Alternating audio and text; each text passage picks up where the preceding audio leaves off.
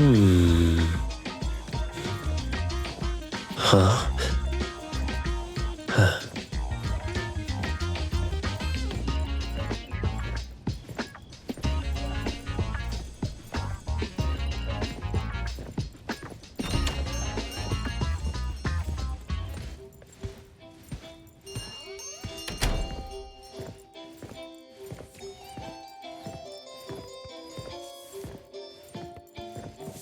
Morning, appraiser!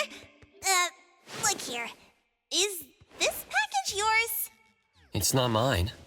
Tagado says it's not his either. Oops! We made fun of Tagido for nothing. Not his, not mine, not Sakiri's, not Adler's. Whose is this? It's taking up a lot of space. Some new antique? I don't think it's part of Hotori's collection. Huh? Wait, what's going on? About half an hour ago, when I returned to the shop, I saw a courier making a delivery. The package wasn't addressed to any person, just a bone antique shop.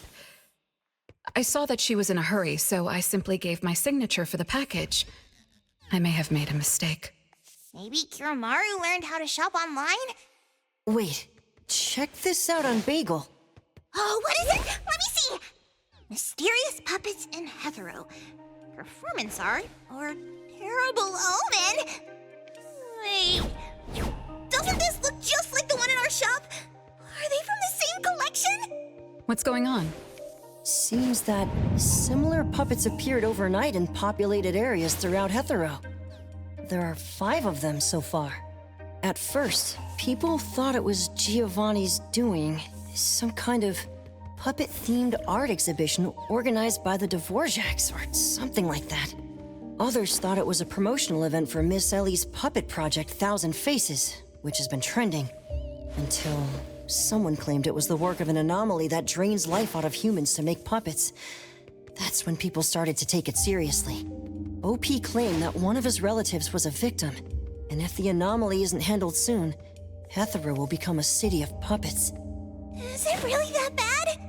Mm-hmm. Anyway, people are afraid they'll be the next target, and more have been claiming that a certain puppet is someone they know, or even sharing close encounters with the anomaly.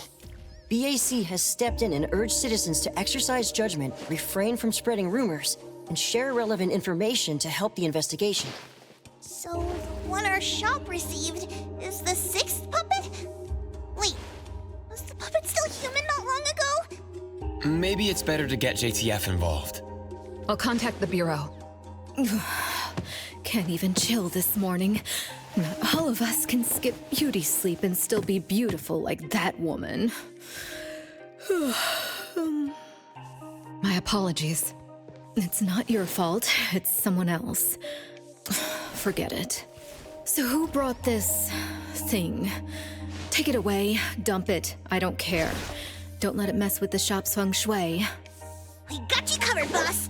JTF will be right here. I don't see you getting excited about bringing customers over, and you're bringing JTF to the shop? You kids better not have stirred up trouble again. Here's what happened. In any case, we'd like you to come to BAC to assist with our investigation. We'll have to leave the shop for a while. What do you think, Hotori?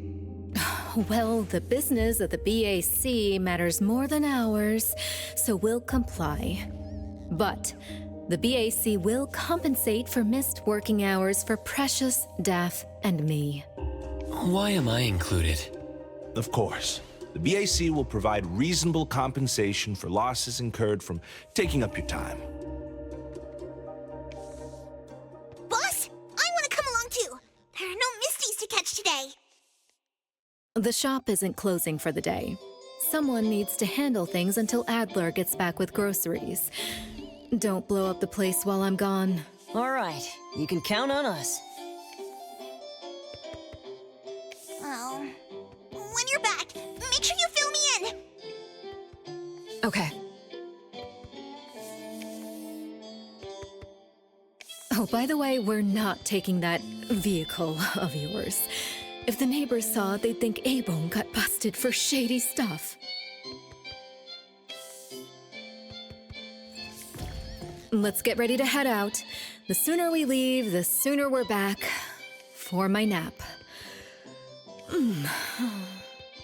Why are you coming along?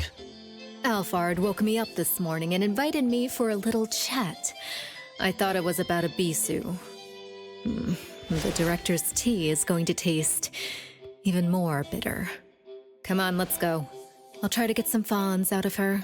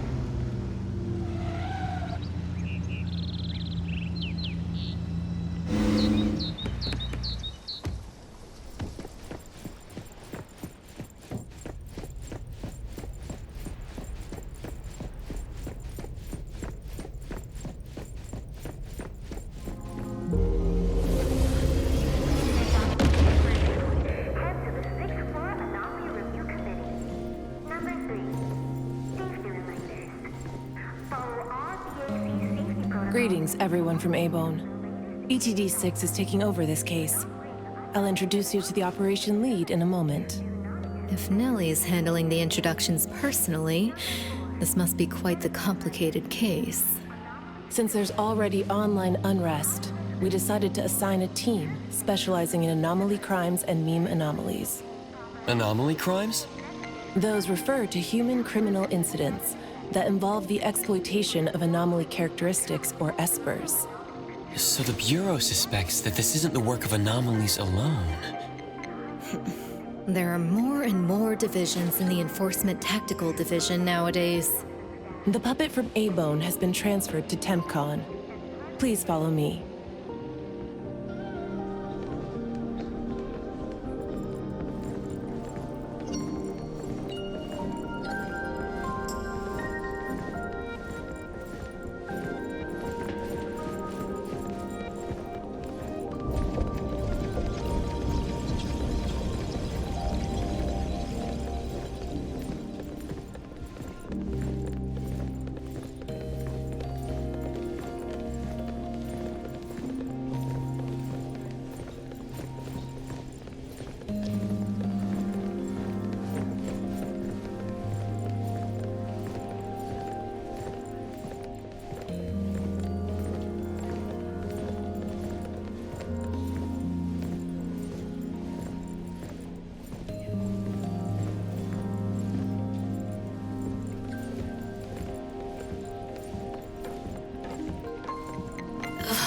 After so many years, the Bureau's shabby elevator is still so slow.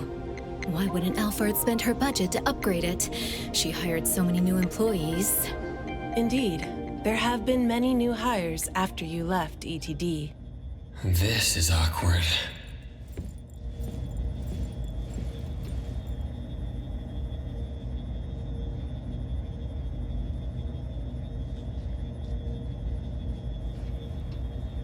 Precious, Daff. See you later. Aren't you coming? I'd love to hang around and meet teams I've never seen before, but my dear Director Alphard needs me for some grown-up discussions. Is it about Abisu? Should I go with you? Our Precious wants to feel the cool AC and expensive sofa, as well as the endless lectures from the director.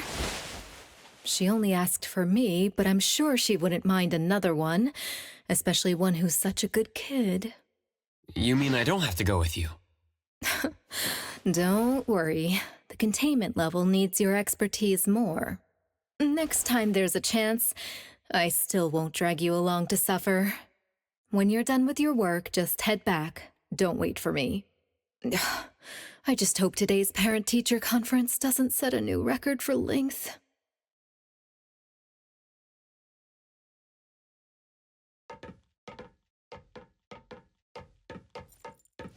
When I first came to the Bureau, Mint brought the anomaly to TempCon here, right? Yes. TempCon manages anomalies and derivatives that we don't fully comprehend. Depending on the situation, they'll either be nullified or transferred to the Seleno compound for long-term containment. We're about to directly contact anomaly derivatives of unknown properties. That said, your safety is guaranteed.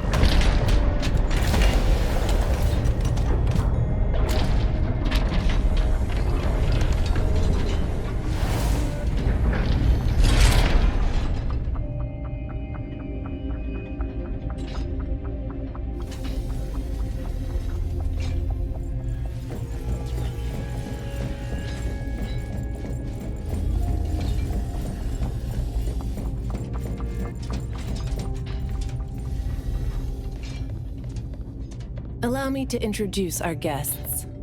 These are anomaly hunters from A-Bone Antique Shop, Daffodil, who witnessed the suspect in the puppetization case, and the appraiser, who has keen perception of anomalies. This is Chaos from ETD-6. Hi there. This is Lavinia, an operative from the Egosh Court. We'll be relying on the court's support for intel related to unknown anomalies. Blackbird was unable to attend today's meeting in person, so I'll be covering for her. Greetings to the people of A-Bone. Greetings. Now that everyone's here, let's get started. Who received the package? Tell us what happened. It was around 7:30 in the morning. I saw the delivery person place the package at the shop entrance. She approached me for my signature, saying she was in a hurry for the next delivery. I did not think too much at the time, so I signed and took it into the shop. But looking back now, the whole thing was pretty strange. The package was marked fragile, and the delivery person told me to handle it carefully. But the packaging was flimsy. Do you remember what the delivery person looked like? A young woman, not particularly tall. Short hair, in a Cool Express uniform. I didn't get a good look at her face, since her baseball cap was in the way. Curious. From the package to the delivery person, everything was fake. According to our investigation of the Cool Express in Bridge Crossings, the delivery person responsible for Hankaku Street does not match Daffodil's description, and their work records show no irregularities. The shipping records from the package center also show no fragile items being delivered to A-Bone. Someone disguised themselves as a delivery person just to give A-Bone a puppet? Correct. The question is, why would anyone do this? Considering this may involve matters affecting A-Bone's interests, I'd like to consult with both of you. We also don't have any leads. Sorry to interrupt. I was thinking, what if this person wanted the appraiser's help? A puppet that allegedly was transformed from a human, wouldn't it retain traces of an anomaly? If that's the case, shouldn't a client have come forward to explain the situation? Even without a client, what harm is there in examining a gift at your doorstep? Can I take a look at it? Please, go ahead.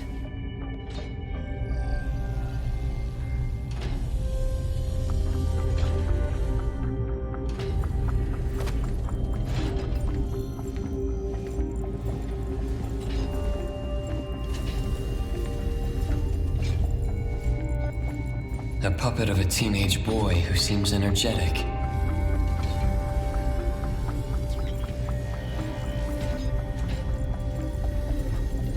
A puppet of a teenage girl. For some reason, she's looking this way.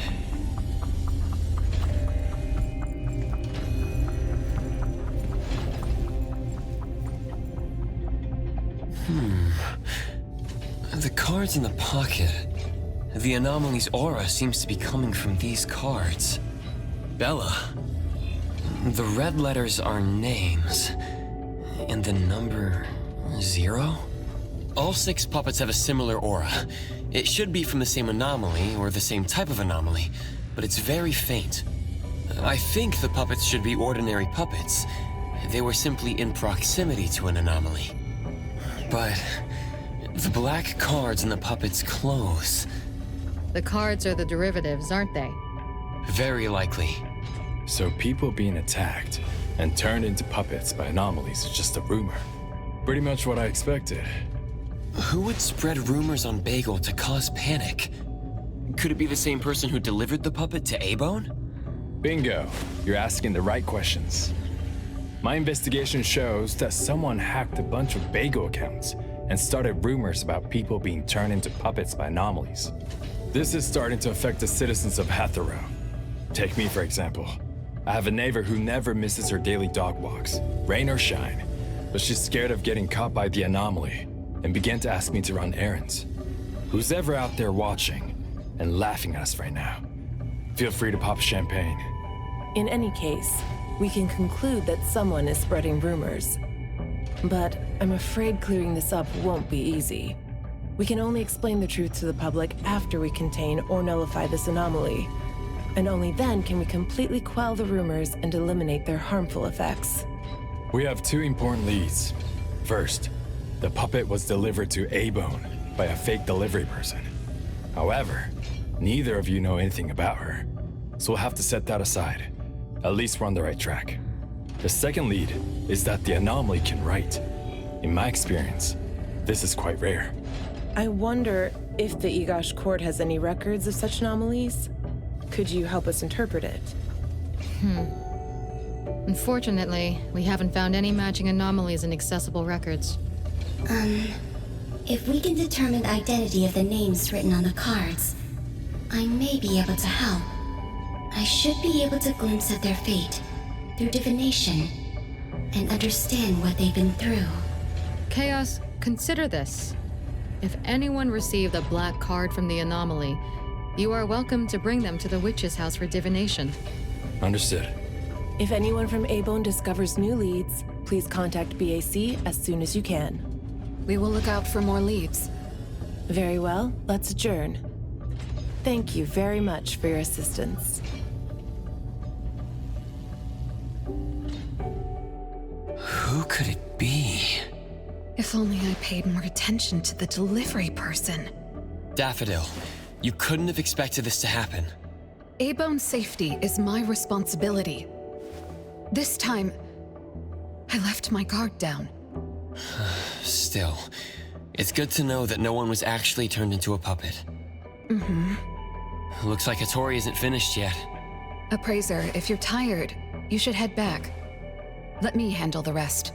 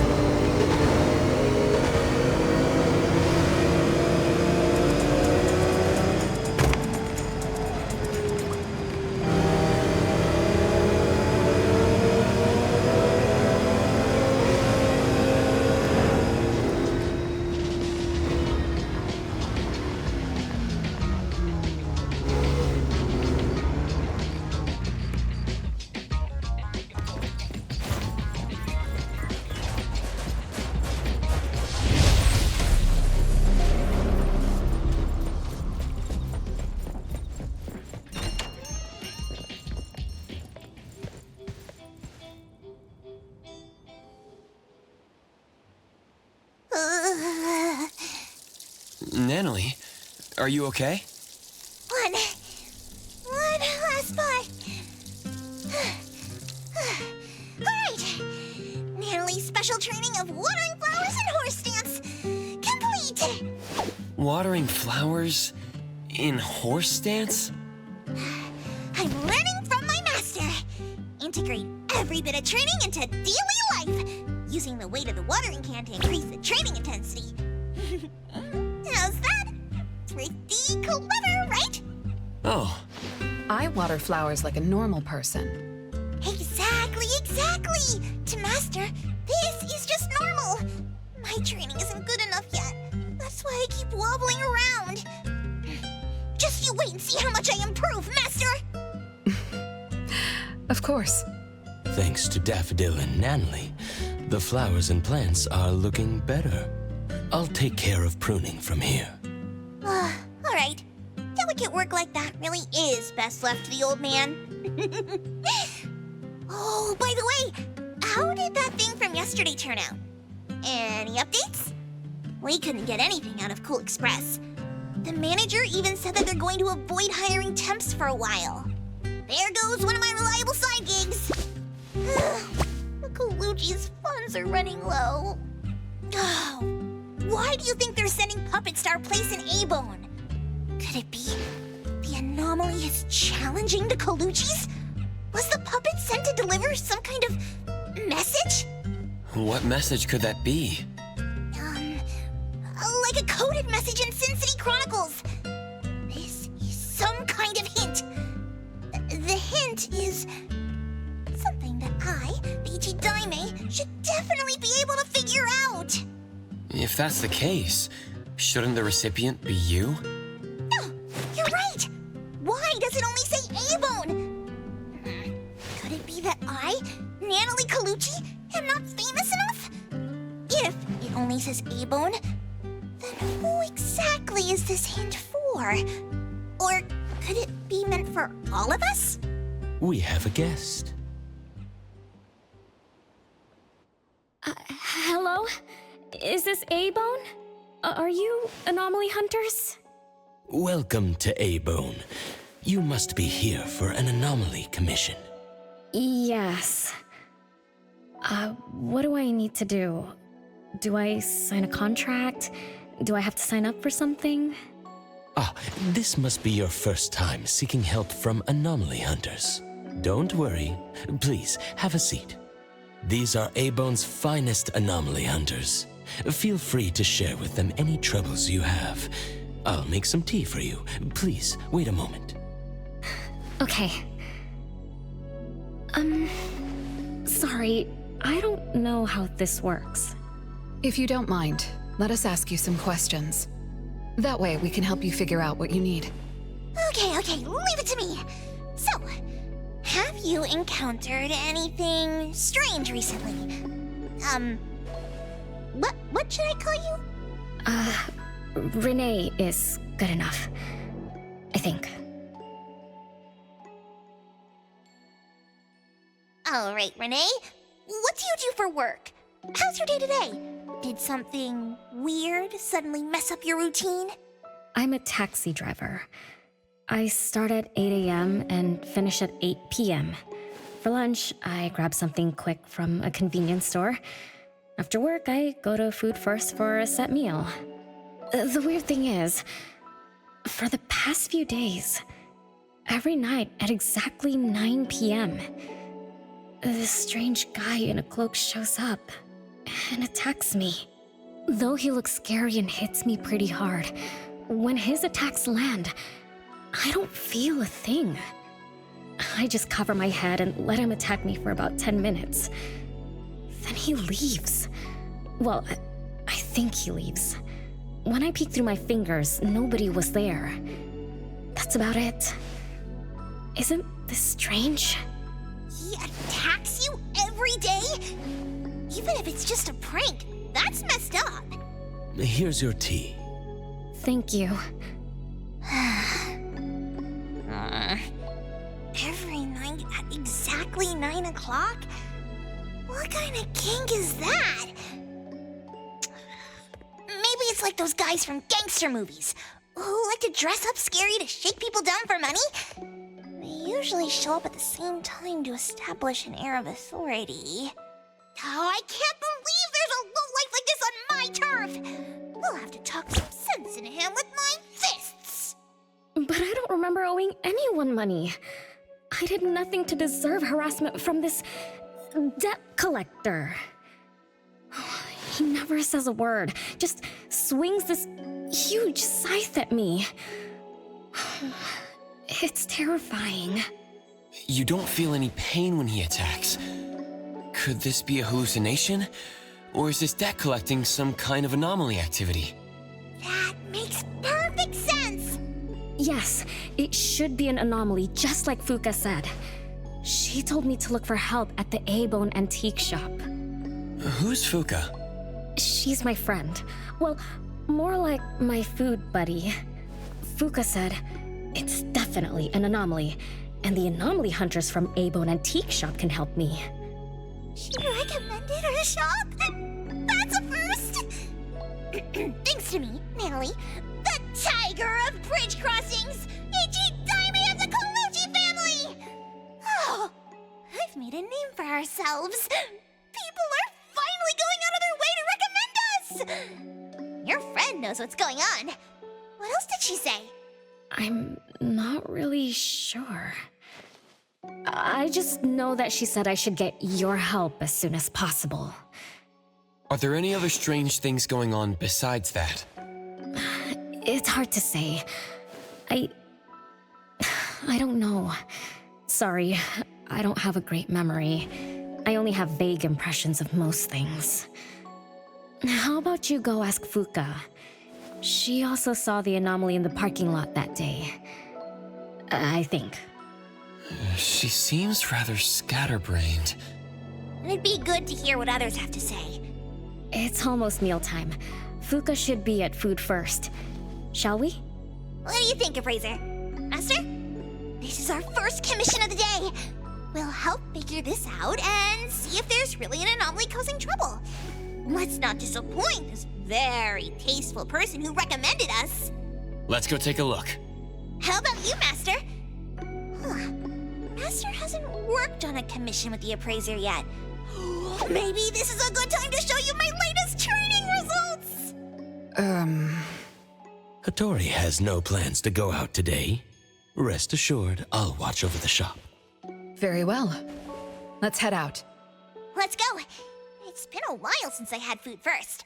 Oh, I'm craving for their hamburger steaks. Hey, old man, we won't be back for dinner tonight. Take care.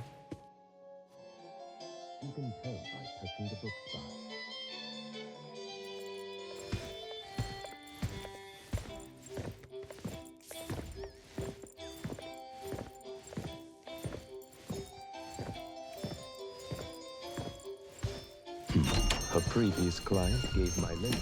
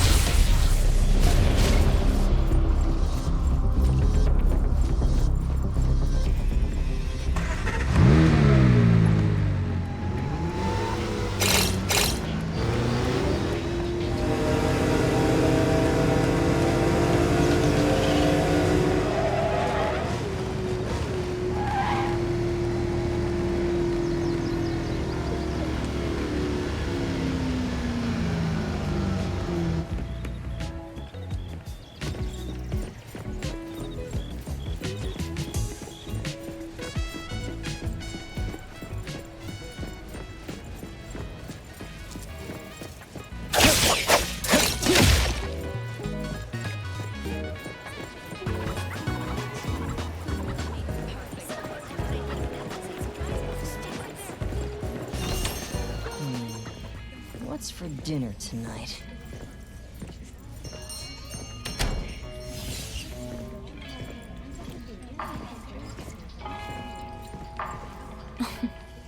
You're later than usual, little Renee. Sorry for keeping you waiting. I'm sorry. I had something to do. No need to apologize. Your matters are more important. Are you anomaly hunters from A-Bone? That's right! The A-Bone detectives are back in action! I am Natalie Colucci, H.E. Daime of the Coluccis from Bridge Crossings! This one is the core of our family, the Appraiser! And this here is... It's been a while, Daffodil. Oh, you already know Master? Your master helped our family solve quite a few troubles in the past. Mother still can't stop talking about Daffodil's moves. Oh, no wonder you recommended us to Renee. Master's commissions always get perfect reviews. Sorry, I don't quite remember. It was probably back when the shop first opened, right? After all, we have monopoly on all anomaly commissions now. Fuka, we'd like to ask about the strange thing happening to Renee. Can you tell us about it? Of course. Let's sit down and talk.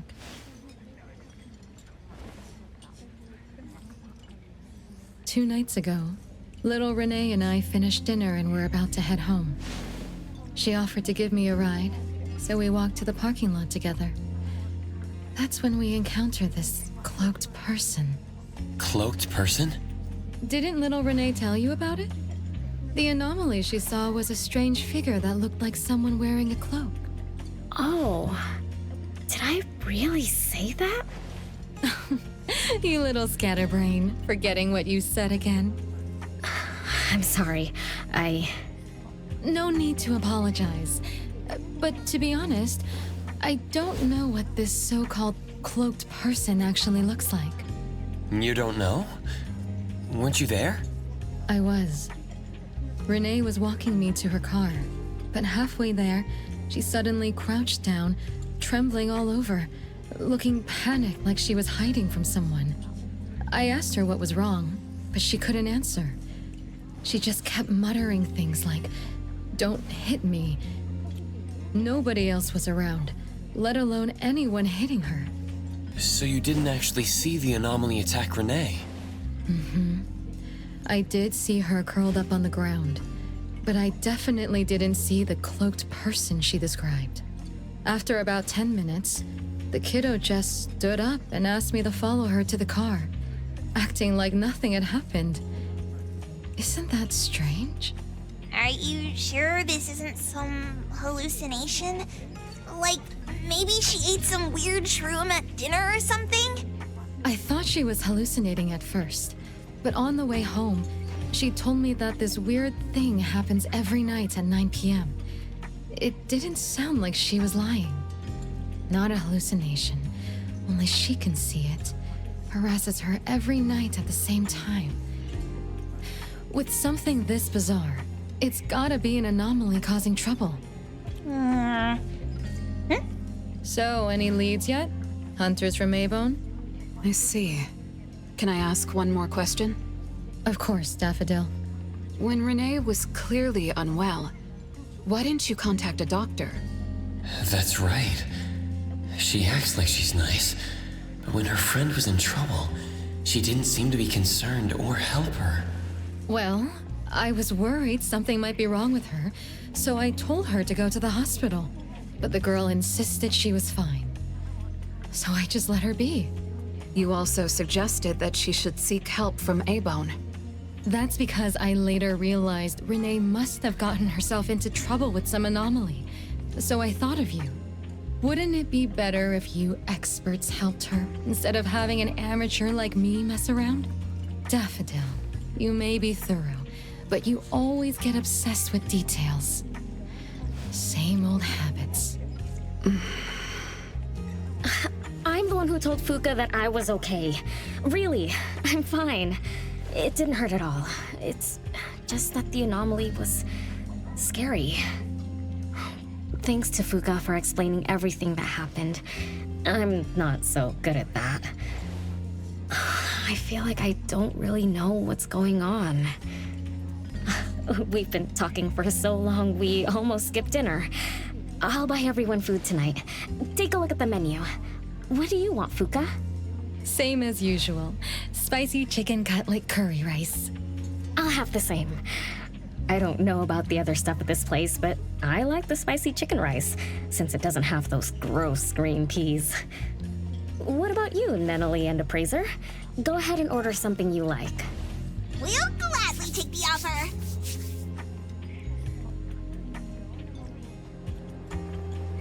It's 2 minutes before 9 o'clock. According to Renee, the anomaly will appear in the parking lot right on time. I wonder if we'll get to see that cloaked person show up to collect debts. From what Fuka said, not everyone can see it, right? Or maybe ordinary people can't see it? It might not be a weirdo in a cloak either. After all, she's a bit scatterbrained. She could have gotten it wrong. There are many anomaly hunters here to protect you today. No need to be afraid. Thank you. You always take care of me. Then I'll walk ahead. He'll show up soon.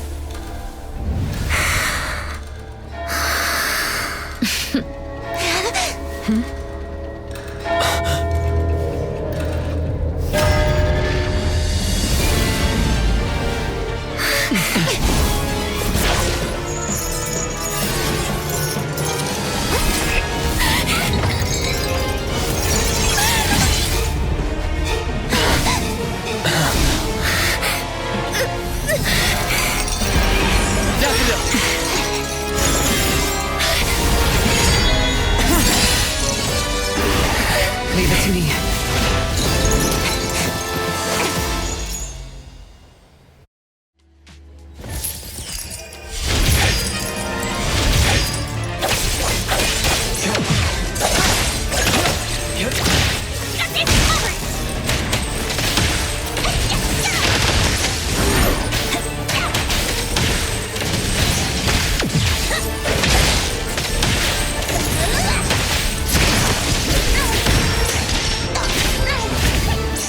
Let me take over.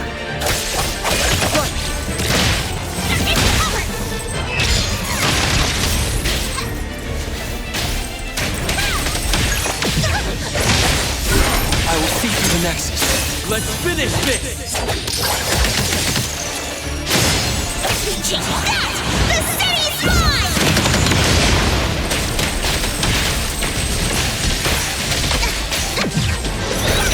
Can't touch it!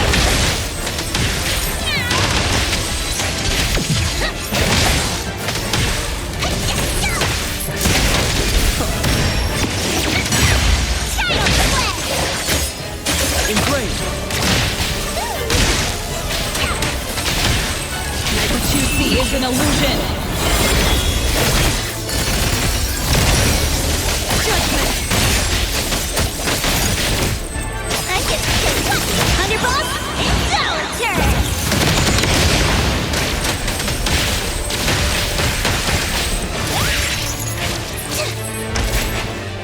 Let me take over.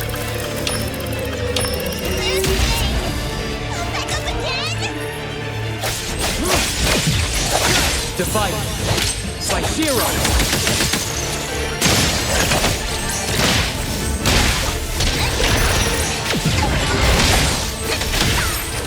Nice work. No mercy.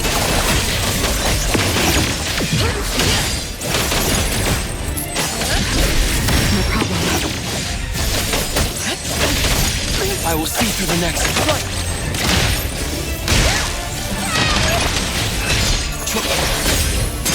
My mistake. Time for a check, everyone. Follow my command. Just warming up.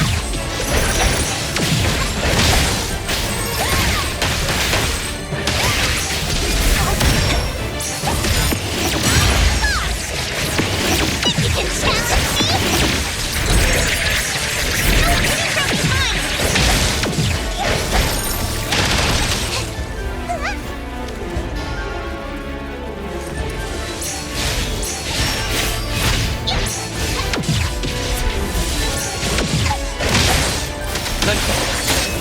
Let's finish this!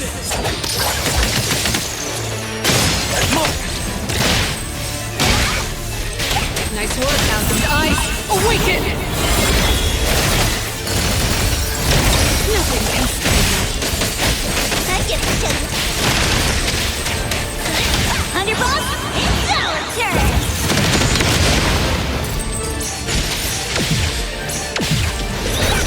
Can't touch this.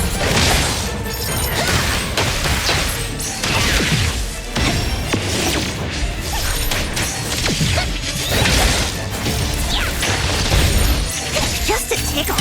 You can challenge me? Trust me. How did it get away? Tell me I'm getting rusty. Ugh. Stay away. Stay away from me! Are you okay? Don't worry. I drove away that debt collector. Everything's okay now. Did the anomaly drop that thing on the floor? Renee, and a series of numbers on the back. Minus 20088. The numbers are different. It's the same type of card the Bureau is looking into. Let me contact Chaos.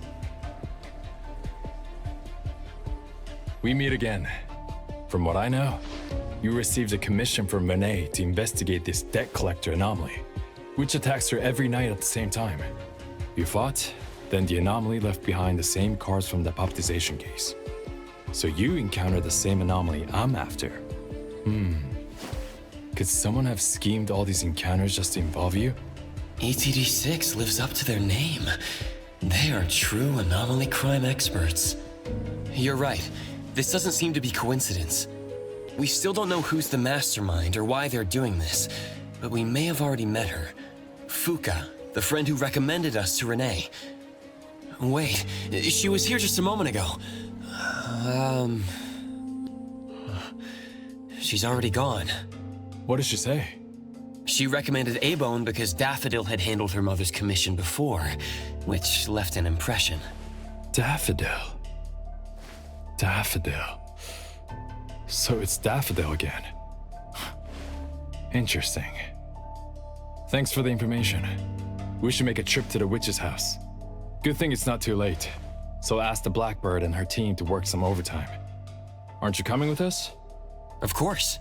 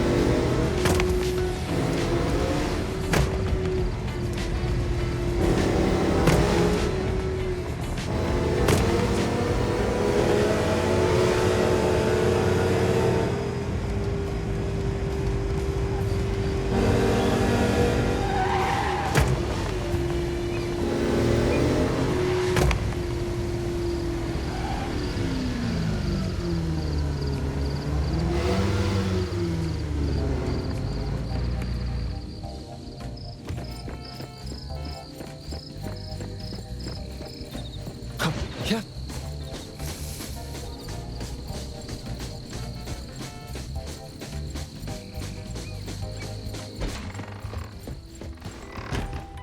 Greetings. Welcome to the witch's house. Hello. Sorry for disturbing you this late. Good evening. This young lady was attacked by the puppetization anomaly tonight. Huh? Wait, what anomaly? The one that turns people into puppets? So, those people really were... Well, we aren't certain at this moment. In any case, could you please share the entire incident with us? Oh, I'll tell you. Renee came to our shop because she wanted us to deal with some weird thing that appears every night at 9 o'clock to attack her. We were escorting Renee to the parking lot of food first, and at exactly 9 o'clock, there was a poof, and a wild debt collector appeared. We don't know its real name. Nanalie has been calling it the debt collector. That's right. It was swinging a huge scythe at Renee. I don't know if my eyes were playing tricks, but the scythe went through Renee's body. I was worried. I think I saw that too. Luckily, the appraiser blocked its weapon. Then, they started going at it, trading blows and stuff. But the fight didn't last long. Oh, I was just getting started when he ran off. Do any of you remember how long the fight lasted? 10 minutes sharp. And afterwards, did you discover that the anomaly left the same kind of card for Renee? We did. Appearing on time, disappearing on schedule, and leaving similar cards for the victims. This debt collector might be a type of rule-based anomaly. Rule-based anomalies usually follow predictable patterns. They also have a complete set of rules in their domains. For example, if any of you were to enter the anomalous realm it creates, You wouldn't be able to get out easily. Instead, you'd have to follow its rules. Some rule-based anomalies symbolize rules themselves.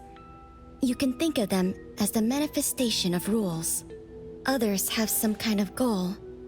In such cases, nullification is extremely difficult, and conventional containment methods have proved ineffective.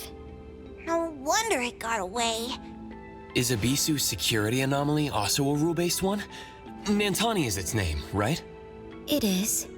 So, the key is to understand the rules and master them before we can nullify or use them to our advantage. And someone beat us to it.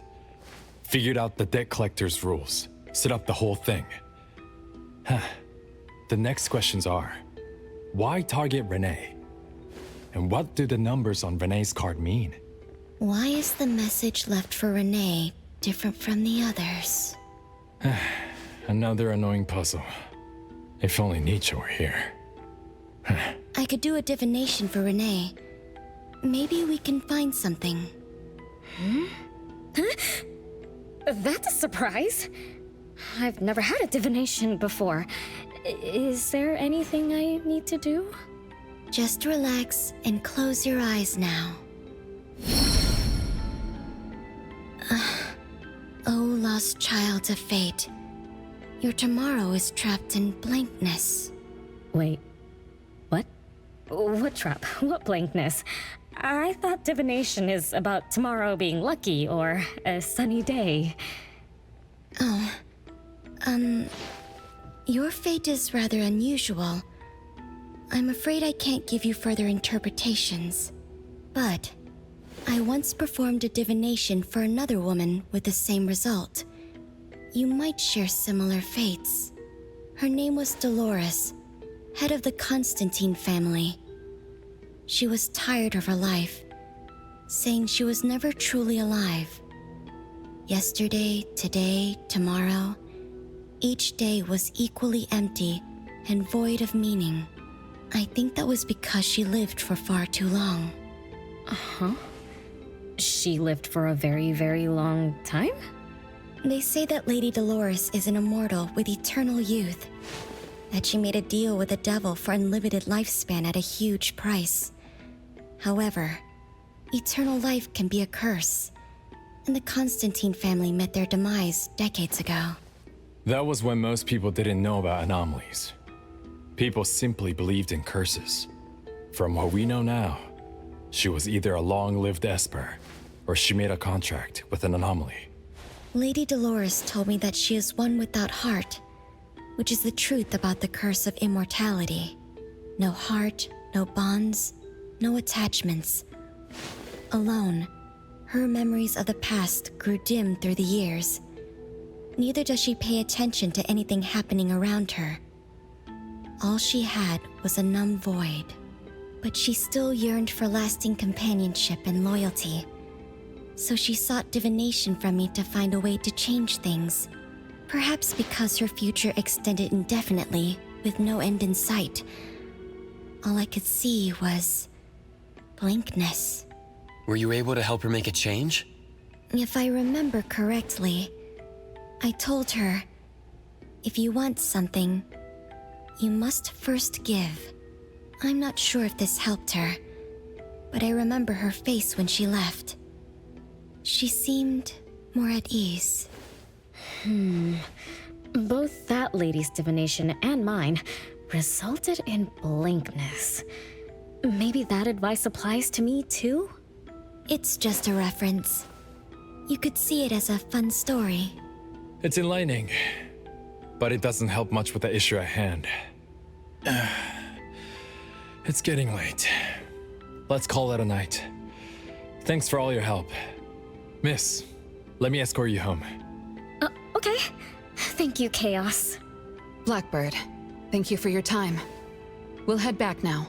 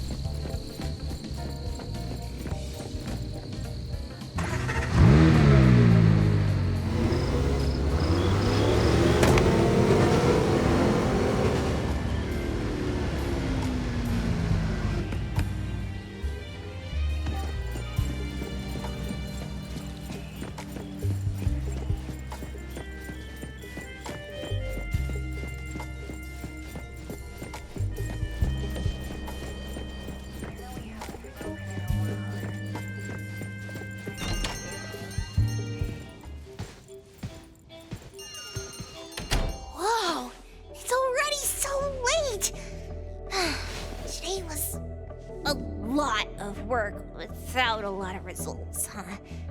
A rule-based anomaly, weird messages on a card, then some story from way back. There seem to be a lot of clues, but there isn't a way to connect them together. They must be related. What could be the missing link?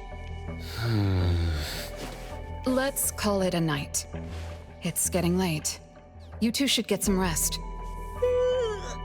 Oh, man.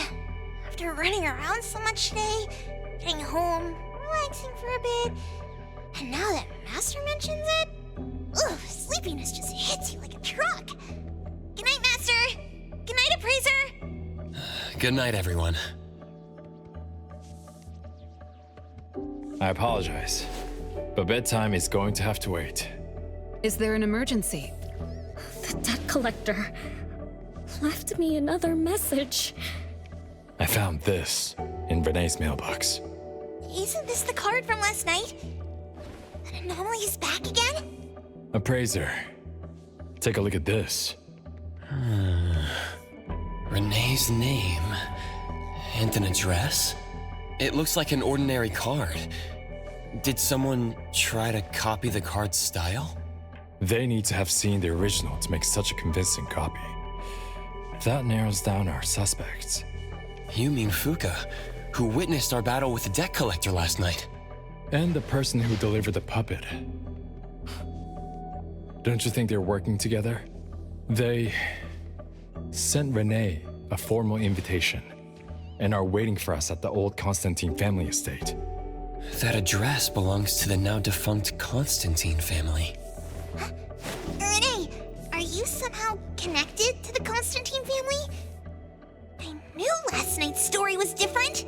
I don't know. I don't remember. I'm just a taxi driver who's always been alone. How could I be connected to some strange family? Oh, I'm sorry. I'm not helping. All right. We just have to find someone who has an answer. Let's go. Wait, don't go yet. This is Abram's commission. Daffodil must come along. Others can join us too. I don't have stupid rules about not getting others involved. Master, the Appraiser, and Natalie Colucci. The mystery of the debt collector is about to be revealed!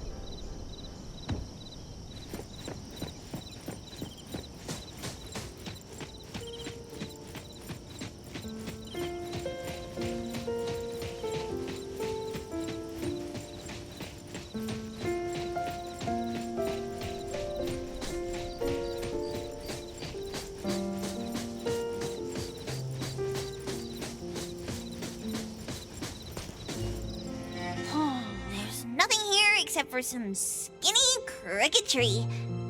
How is there nothing else? Was there really a big mansion here before? It's a cherry blossom tree. I didn't notice before, but wow. It's grown so tall already. The branches might be thin, but they're sturdy. Natalie, do you want to climb it? Me? Climb the tree? Now? Let me see if there's a good angle to climb. It's been a while. I'm not sure if I can do it. Or maybe it's because I was smaller when I was a kid. I could just hop and reach the top. But now... maybe it's better not to try. Huh? Why are you all looking at me? I'm sorry. My bad. This isn't the time to be fooling around. Let's have a climbing competition after we solve the mystery. Let's get back to the case. Renee said she's been here before, specifically when she was a kid, and that she used to climb this cherry blossom tree. You are connected to this family after all. Did I just tell you all of that? Yep. You said you climbed this tree when you were a kid. When you were a kid. Back then, I climbed all the way to the top of the tree, wanting to pick the prettiest cherry blossom for my sister. But it was so tall, and I was too scared to climb down the same way. Luckily, someone caught me. Huh? Was it my sister? Or Mom?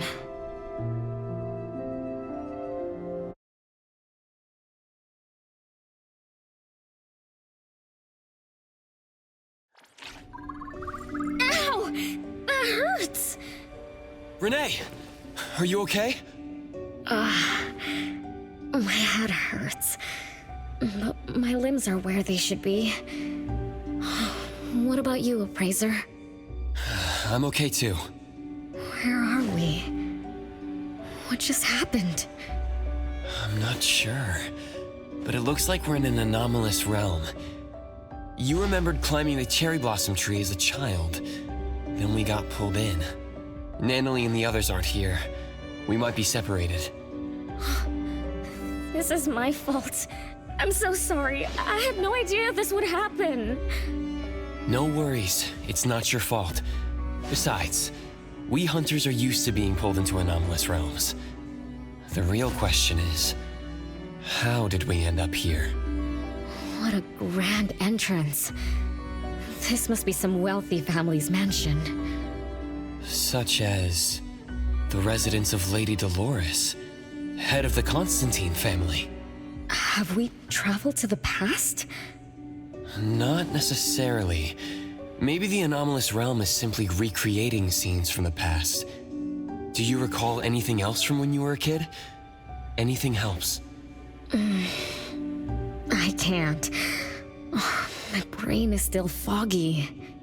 But I can feel this. Ever since I got here, I've been having a sense of nostalgia. You must be somehow connected to the family. Whoever brought us here knows that. But didn't the Constantines disappear decades ago? That doesn't match up with my age. You're right. What you just remembered was from when you were little. If you can remember more, maybe we can get closer to the truth. I'll do my best. But how do I do that? Let's look around. Maybe we can find the key to your memories.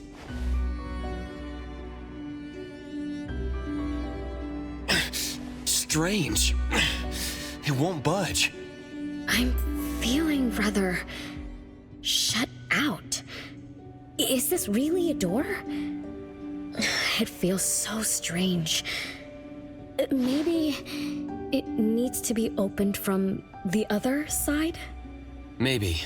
Let's check over there.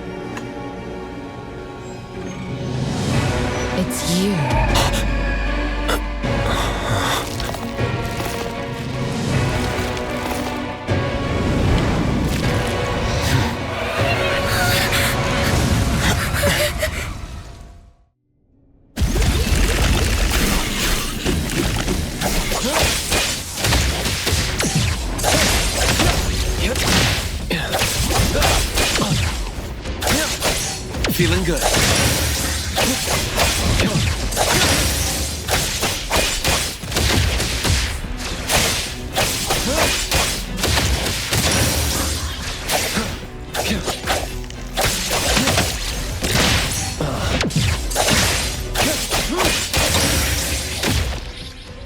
What was that just now?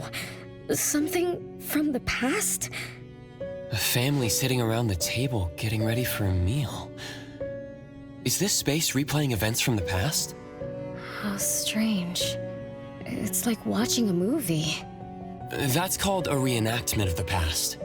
But did I just upset them? They don't seem too happy to see me. Don't worry about that. Anything can happen in an anomalous realm. In fact, hostile anomalies are rather common. Do you have memories of what we just saw? It somehow feels familiar. Especially with the person who lit the candle. But, I'm not sure. That lady... If she's from a memory, how could she make eye contact with us who were in the present? Am I just overthinking? 1 o'clock? It's 1 o'clock already? Bell chimes? When the debt collector appeared, it also sounded like this. Could this be related to the rules it follows? Let's go check the entrance hall. Oh, impressive! Classy! Great taste. That's how big families do it. If only the base of the Kalujis were as fancy as this. Well, we could definitely do without the curse. Do you think Renee and the appraiser already went ahead of us? Let's go in to investigate. It's best if we regroup as soon as possible. Whoa! This door is so ancient! It's not going to fall apart if I push it, right? An old, ruined mansion that suddenly appeared, long neglected and unmaintained. Could this be how the Constantine family mansion looks now? The desolation we just saw could be an illusion to hide this place. That makes sense. And then Renee dispelled the illusion. She must be part of this family. In other words, the master of the family returns. An old mansion abandoned for decades. I better be careful. I won't be able to pay for damages if I break anything historical. Yeah, we're inside an anomalous realm. Be careful. Alright then, let's be gentle. Hello there!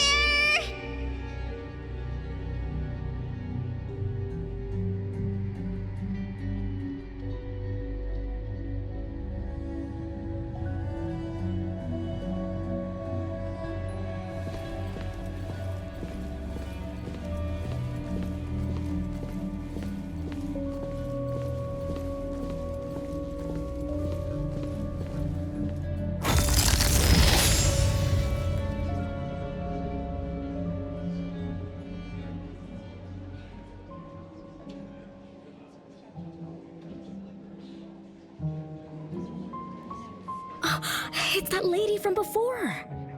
Excuse me. Sorry. Wait a minute. Were you talking to me? She just walked away without responding. I'm so confused. We can talk to people from the past? It's like an interactive movie. No, wait. It's more like a stage play. Maybe we're also on the stage. Are we the audience? Or are we unwitting participants? Let's just say we're on the right track. You could try talking to the one who just lit the candle. Ask about how things are going. That lady. Oh, there she is. We'll have to squeeze through the crowd. It's going to be tough. Why are there so many people here? Are they having a banquet, salon, or something like that? Before I talk to that lady, should we talk to the other guests first? We can figure out what's going on in this mansion. That's a lot of people, though. When I drive a taxi, I don't need to speak to more than 2 or 3 passengers. No need to push yourself. Want me to handle this instead? Appraiser, you've done a lot for me. I have to step up. Besides, this is the first time I want to figure things out. These are probably things I never should have forgotten.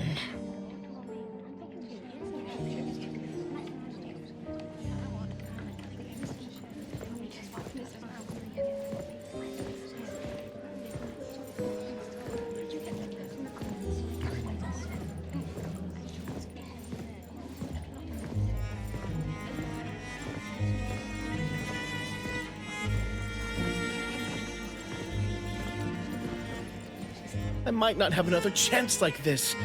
Ugh, I better make the most of this. We need to seize this last chance to butter up the lady. Maybe she might even invite you as a guest in the future. Oh, don't even think about it. Look at all these people. Everyone is trying hard to impress her.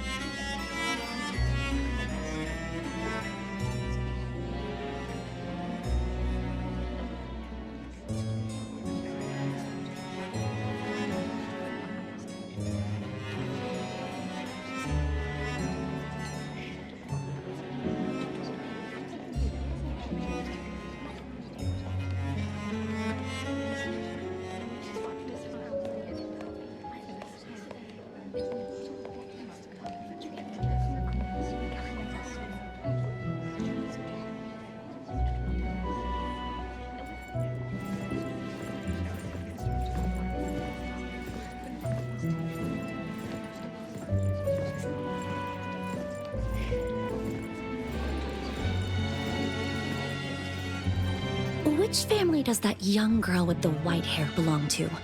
How come I've never seen her before? That should be Bella, the eldest daughter of Lady Dolores. She is the organizer of this farewell banquet. Her daughter is already that grown up? She doesn't look that much older than her daughter. Shh, keep it down. You know that woman is cursed. Oh, what a shame. I was hoping to introduce my brother to Bella.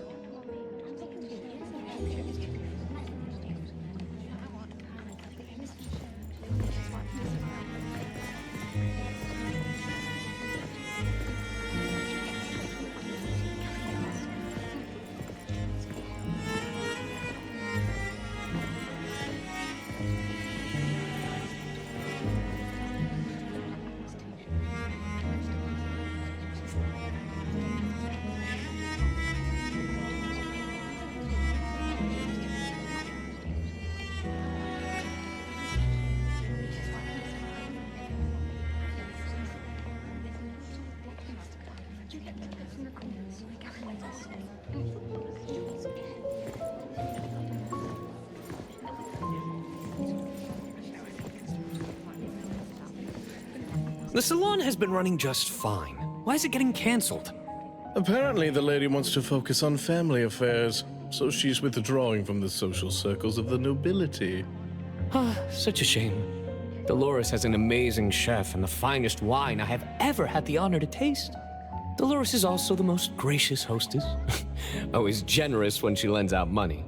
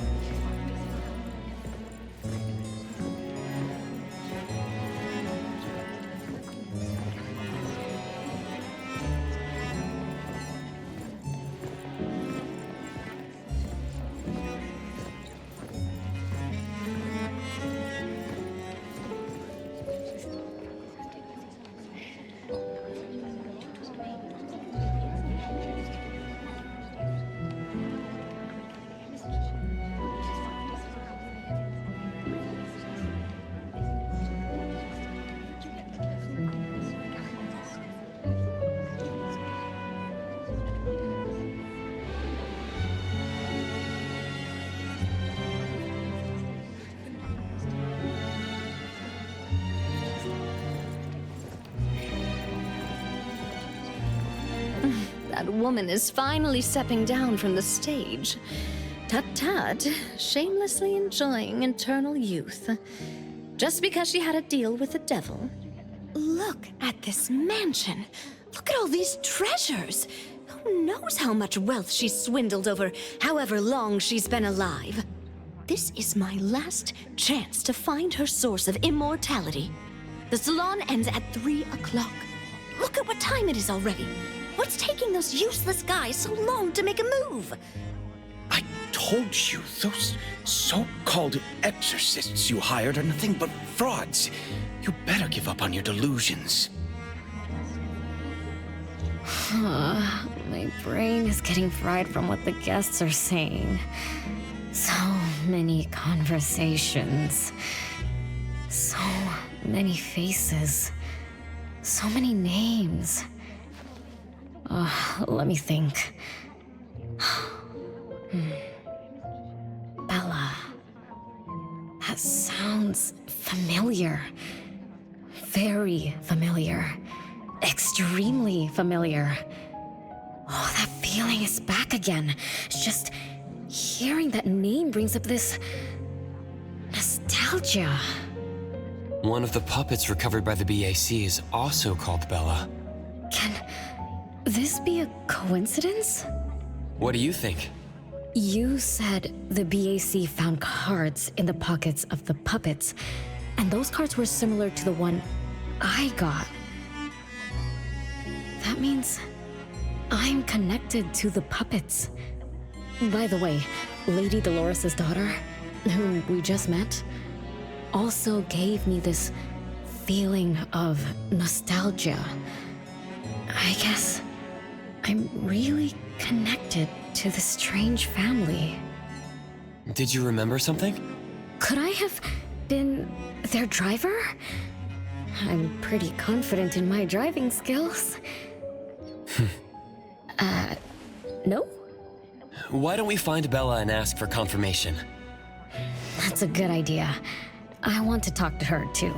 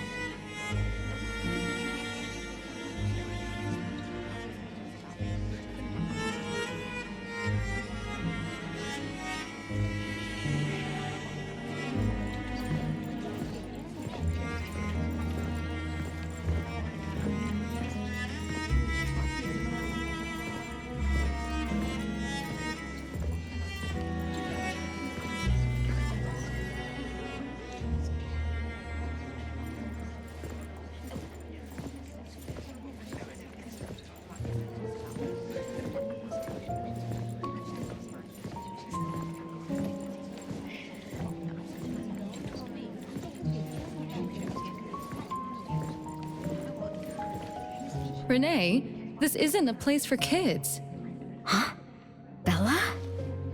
You know me? Child, I'm your older sister. Remember, you should address me in a formal manner. I can't believe I have to tell you this. Mother has indeed spoiled you.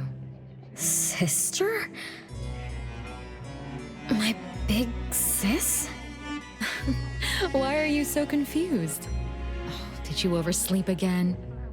Mother warned us not to interrupt her salon, but you just had to go see what's going on.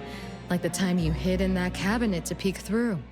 You ended up very disappointed, remember? You said adult social gatherings were boring, so you dozed off. You fell asleep in that cramped cabinet. When you woke up, you were so groggy that you forgot where you were and what you were doing. And then you woke up, but someone had shut the cabinet door, leaving you in a dark, cramped space. You snapped and started to cry. Desperate to escape, you threw yourself against the cabinet door. That day, every guest witnessed the extraordinary commotion you caused. You completely ruined Mother's salon. I didn't mean to, big sis. Is that so? Do you really think I'm your sister? Huh? Big sis? But aren't you? No, Renee. I'm just a shadow bound to this place, destined to meet you. Though you might have forgotten or abandoned us, we've been waiting for you all this time. We've been waiting to relive these moments with you. So, I really am part of the Constantine family? I'm her daughter? Looks like that poor brain of yours still remembers something. If you didn't even know your own mother, how sad would it be for those who love you? Where are they? Mom and the others. Are they still home? My dear sister, this is the Constantine mansion trapped in the past. Everything that happened here, everything about us, reenacts over and over again at this place. Come on, Renee. To return to the past, you must reclaim the choices of your past, including all your mistakes. If you're not Renee's older sister, then who are you? Shouldn't you ask her why I appear as Bella? The answer has always been in her heart. I don't understand. Wait, sister! It's all right if you don't understand now. I've been waiting for you for so long. I don't mind waiting a little longer. Bella. I think I'm starting to remember. She was the sister who caught me when I fell from the tree. She's been here all along, waiting for me to come home. And why is the puppet also called Bella? I don't think the Bella we met is a real person. Remember how this is an anomalous realm? So she's my sister from the past. Though, I don't understand everything she said. That's what she meant, right? Then I really am part of this family. Didn't this family disappear over 50 years ago? How could I... How about we ask Lady Dolores? My mom?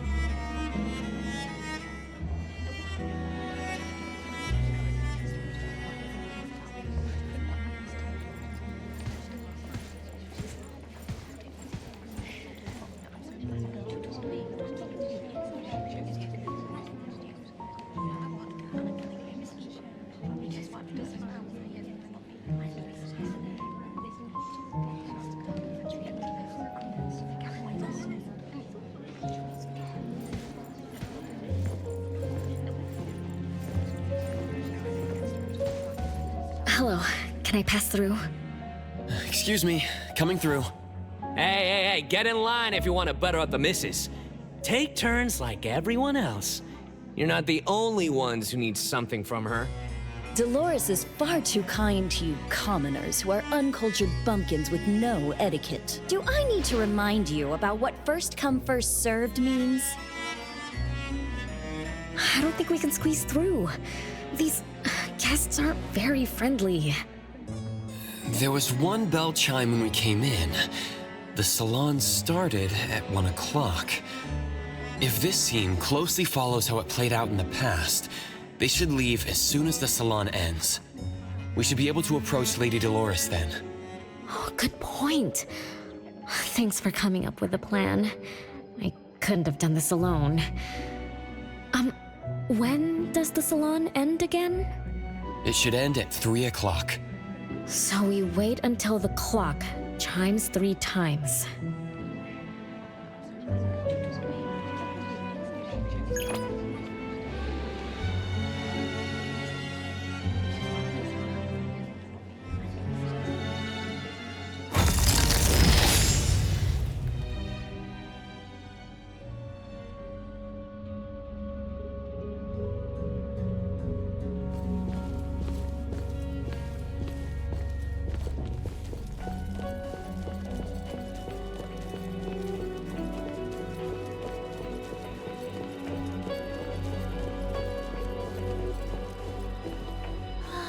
What a beautiful clock! Is this what history feels like? Why is it stuck? Let me fix it. Wait. What's wrong, Master? Is it dangerous? It's best to remain vigilant in anomalous realms, especially with clocks. Oh, right. A debt collector anomaly is also related to clocks. Blackbird once mentioned that rule-based anomalies follow established patterns strictly. It would be a good idea for us to pay close attention to time. Got it, Master. We look around for clocks, watches, and stuff like that. But, I guess I was in a bit of a rush. It doesn't seem it cost anything, though. The debt collector didn't appear this time. Ouch! My ears! Something else showed up. Hey! Watch this!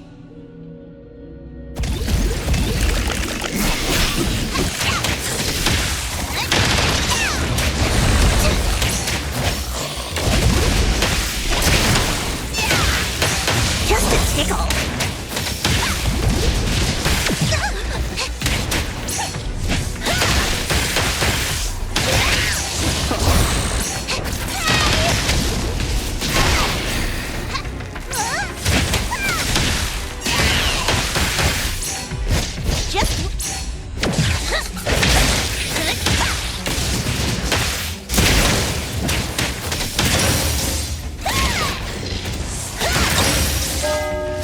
It's 3 o'clock now.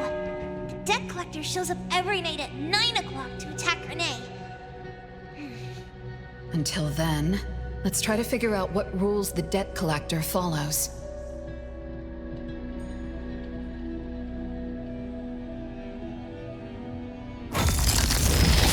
Oh, it's 3 o'clock already.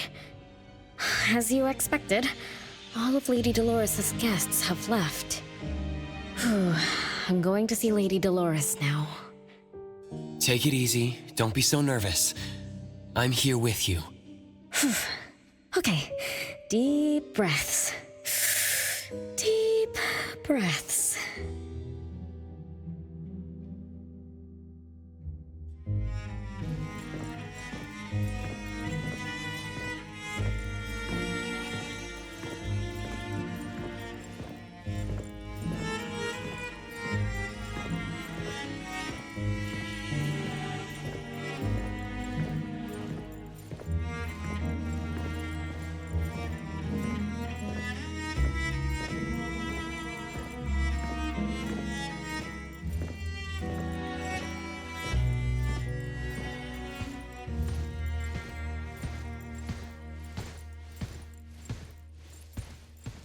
Lady Dolores, Renee, my dearest little daughter, come here to Mama. No need to hide anymore. The troublesome people are all gone now. Mom? Are you angry with me? I was too naughty. I hope I didn't interrupt your salon. Angry? How could I be? I just didn't want you to see those people too early. To witness the greed, foolishness, and ugliness of those who long for so-called immortality. Are you talking about the people who were just around you? My little petal, they must have frightened you. I promise nothing like this will ever happen again. This pathetic charade will soon be over. Mom, you've always hated the salons? Feelings of love or hate didn't matter at first. I simply had to run the salons. I had to use these connections to reverse the decline of the Constantine family. Besides, I don't even remember all the little things. But even though my goal was fulfilled long ago, these salons kept going, one after another. Perhaps they weren't the only greedy ones. I was too. I was too young and too foolish. I mistakenly thought gathering them under this roof could bring me some comfort. However, they were nothing but a bunch who envied the family's reputation, coveted the wealth in this mansion, and lusted for so-called eternity. After a while, I came to see them as nothing more than greedy beasts, scrambling for scraps and pandering jesters making fools of themselves. I guess they sufficed as entertainment. I don't get it. It's okay if you don't understand. Mother promises that you, my little petal, will never need to understand this. These troubles will never bother you again. Mom, are you not hosting salons anymore? Whatever I sought in those salons was a mistake from the start. I must correct this mistake. And the catalyst for that change is you, my dear. My little petal. Family is what matters most.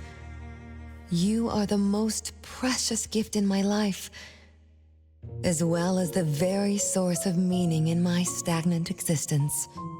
Whatever time we have left, we must treasure every moment together. From now on, as long as I'm with you, as long as our family lives together in harmony, a moment of happiness with family is worth more than an eternity in solitude, even if it's just for a brief moment. Mom, wait! Little Renee, what would you choose between an eternity in solitude or a moment of happiness?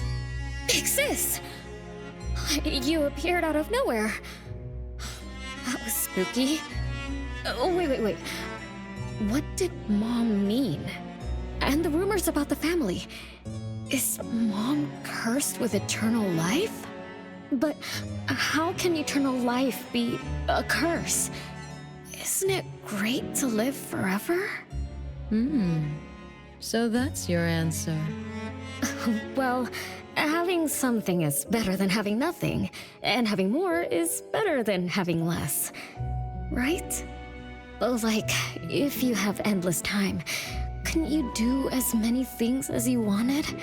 If I had eternal life, I wouldn't know what I wanted. And I wouldn't know what I could do. I wouldn't even remember what I've ever done. This is my life right now. All this time, what have I been living for? Days with nothing to do, with no meaning, and with no end in sight.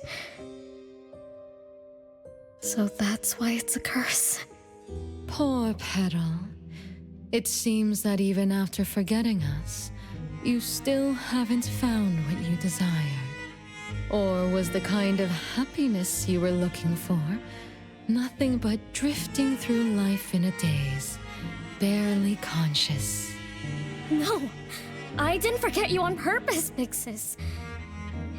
It's not like that. Little one, you self-contradict and don't act as you say. But I believe you, because you've already paid the price. Just like your first answer, you made a choice before. That choice allowed you to return here by yourself, but it also made you forget everything, including us. You're saying Renee chose eternal life, like Lady Dolores. What do you mean? Me? Eternal life? No way. Did I? But what about you, Big Sis? Mom? Are you all alive? At least you weren't made into puppets. Thank goodness. Renee, you basically forgot everything about us. Mother, the one who gave us life, loved you so much. She used a picture of you as her bookmark.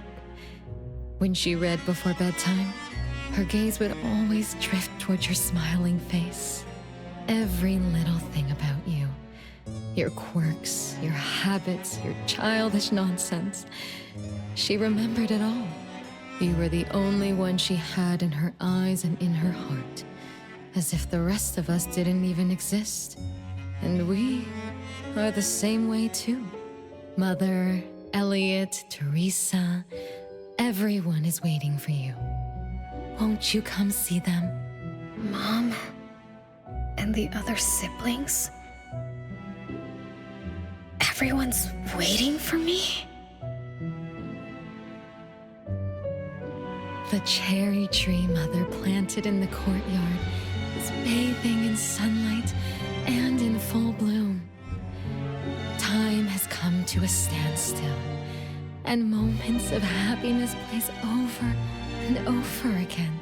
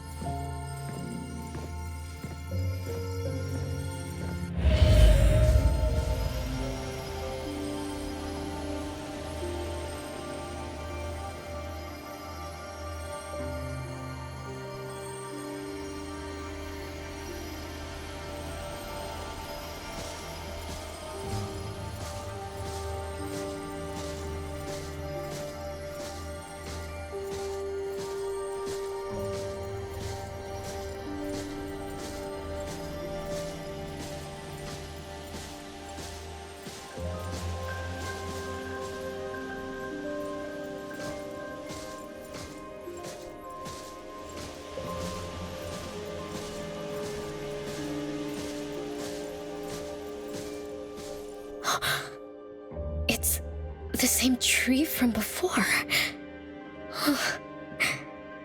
The cherry blossoms. Oh, they're so pretty. Back then, when I was looking up at this tree, I suddenly wanted to pick the most beautiful branch for Big Sis. I thought She definitely looked pretty with cherry blossoms in her hair. So I reached for that branch as far as I could. But I lost my grip and fell from the tree. Then... oh, what happened after that?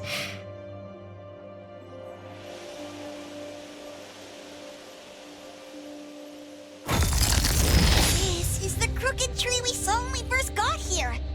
The flowers have withered. Just like the fate of the Dolores family. Be careful. Looks like we're not the only ones here for the flowers.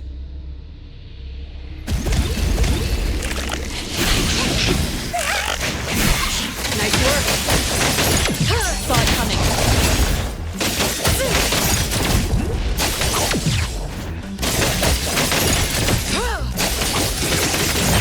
You don't know how to keep up.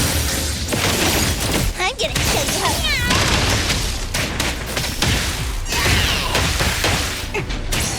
Nice work. I'm gonna show you how a great teacher makes a great student! Yes!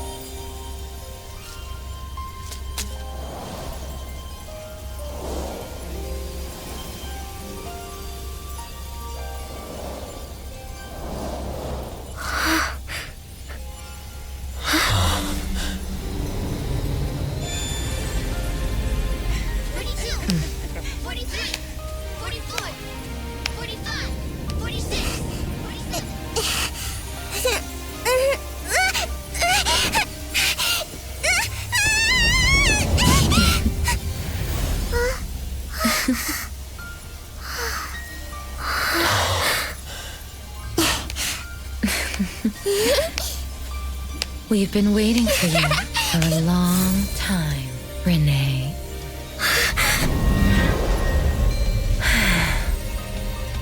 Do you remember the reason we were born? And the purpose we must serve?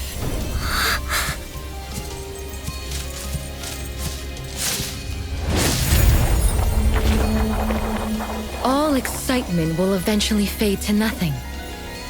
Mother has long grown tired and numb to it all. After enduring long and lonely times, a wish began brewing in her heart. We thus awoke to the blazing call of Mother's heart and came to her side. We swore with our very existence that Mother would never be alone again.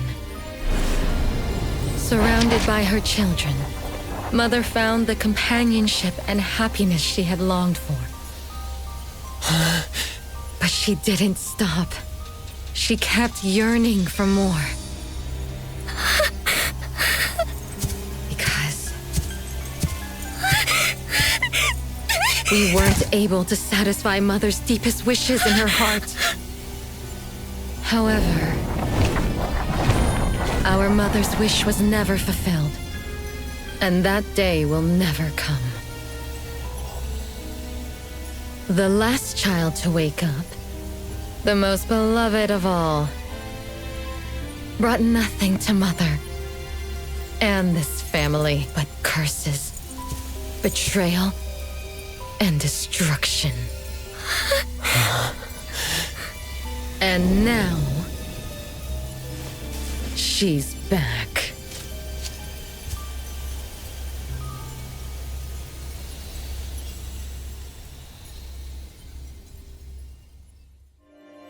Do you remember about the time our family spent here? From the very beginning, we were just wooden puppets sleeping in Mother's box. We opened our eyes in response to her deepest wishes. We answered her calling from the depths of her heart. Teresa, Elliot, Yvette. One by one, the children woke up and gave everything they got to put a smile on Mother's face. Those names are the same as the puppets found by the Bureau. This was Mother's miracle. She gave life to the wooden bodies of her puppet children. All of us shared Mother's gift of eternity. In return, we brought her laughter and companionship.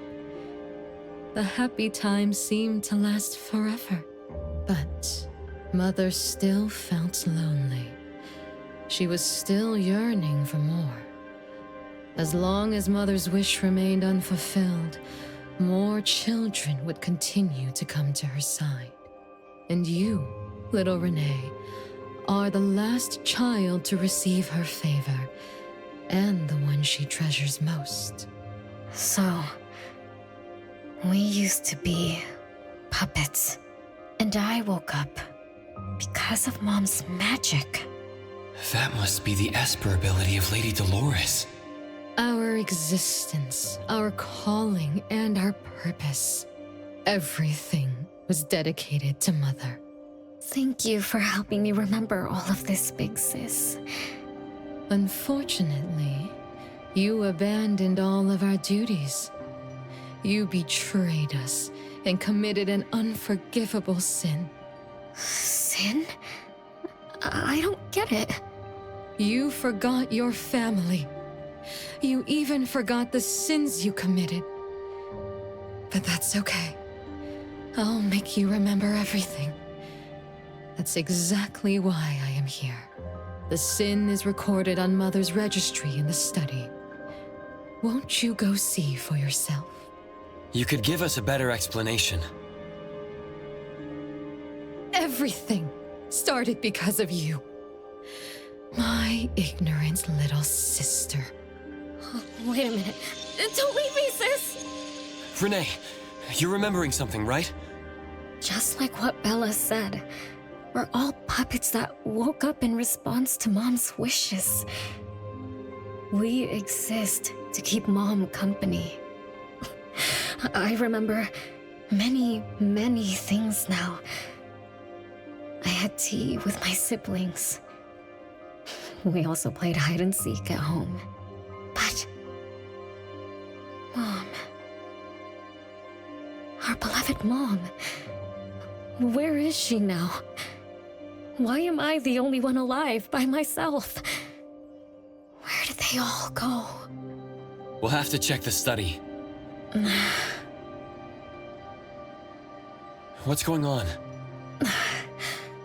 I have no memory of that place, but I feel scared.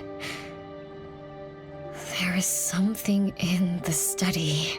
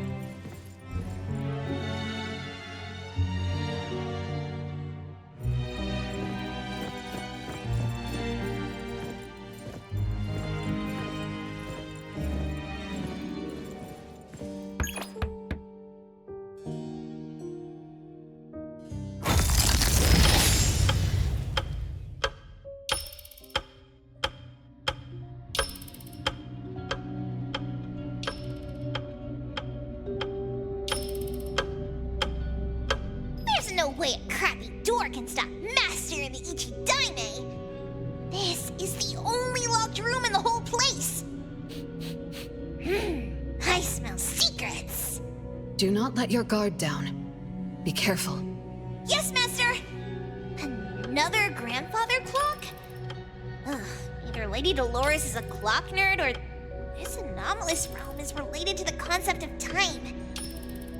Something feels off. Let me look closer. Wait, Nanalie. It's the anomaly that attacked Renee. I think it doesn't want to hurt us. We're not its target.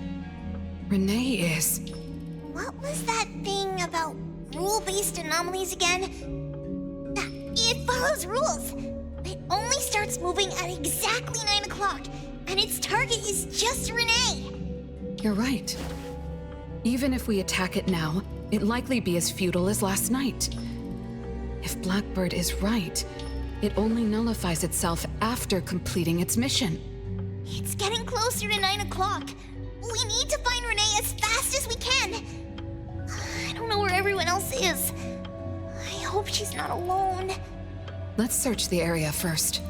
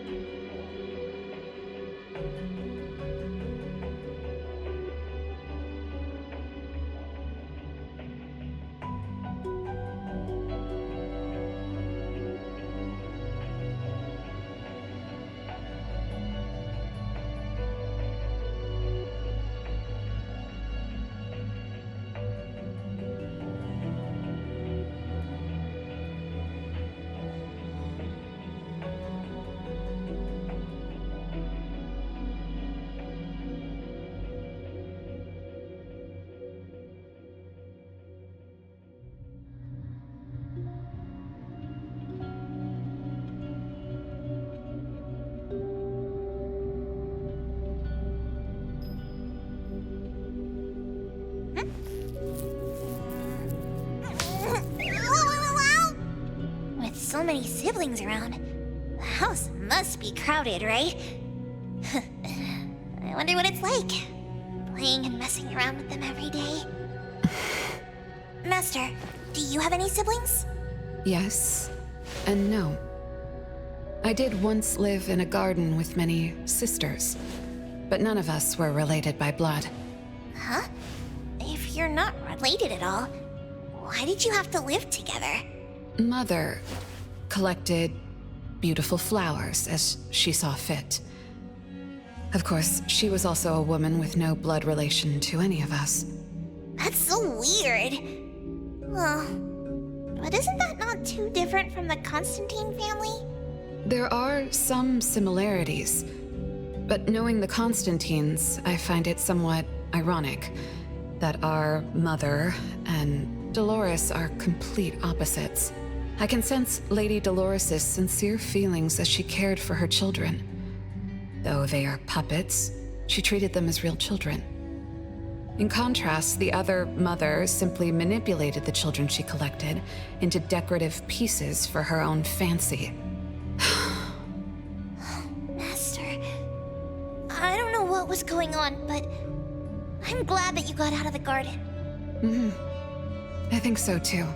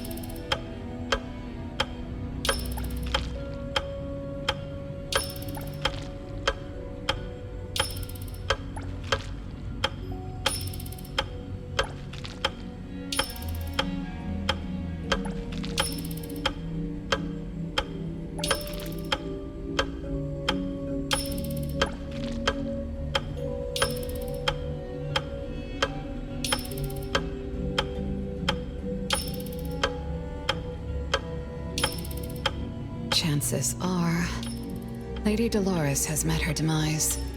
Only Renee's number is different. We won't let it turn into zero. The curse of eternal life, a fallen family, a blank tomorrow. Hints about time are all over the place. Could the numbers represent lifespan? Huh? Let's see. 20,000 days is roughly 50 years. Blackbird also said that the family was gone for about half a century. Wait, does this mean 50 years ago? Renee should have... Based on this line of thought, she should have withered along with the family. But for some reason, Renee still exists in this world. So as the days go by, she's just, racking up life debt? If the debt collector abides by the laws of nature, then I believe you're right. All creatures abide by the laws of nature. Birth, aging, sickness, and death. Those who defy them must pay a price. Even espers with near infinite lifespans pay a price when they gain their abilities. Renee, what price did you have to pay? Why did your life freeze 50 years ago, instead of reach its end? The debt collector must be hunting you because the laws of nature require your removal. So the puppets at the Bureau, they were Renee's family? Removed by the debt collector? Master, what should we do? Renee's commission. A-Bone accepted the commission. There's no reason to break our contract. I'll do my best.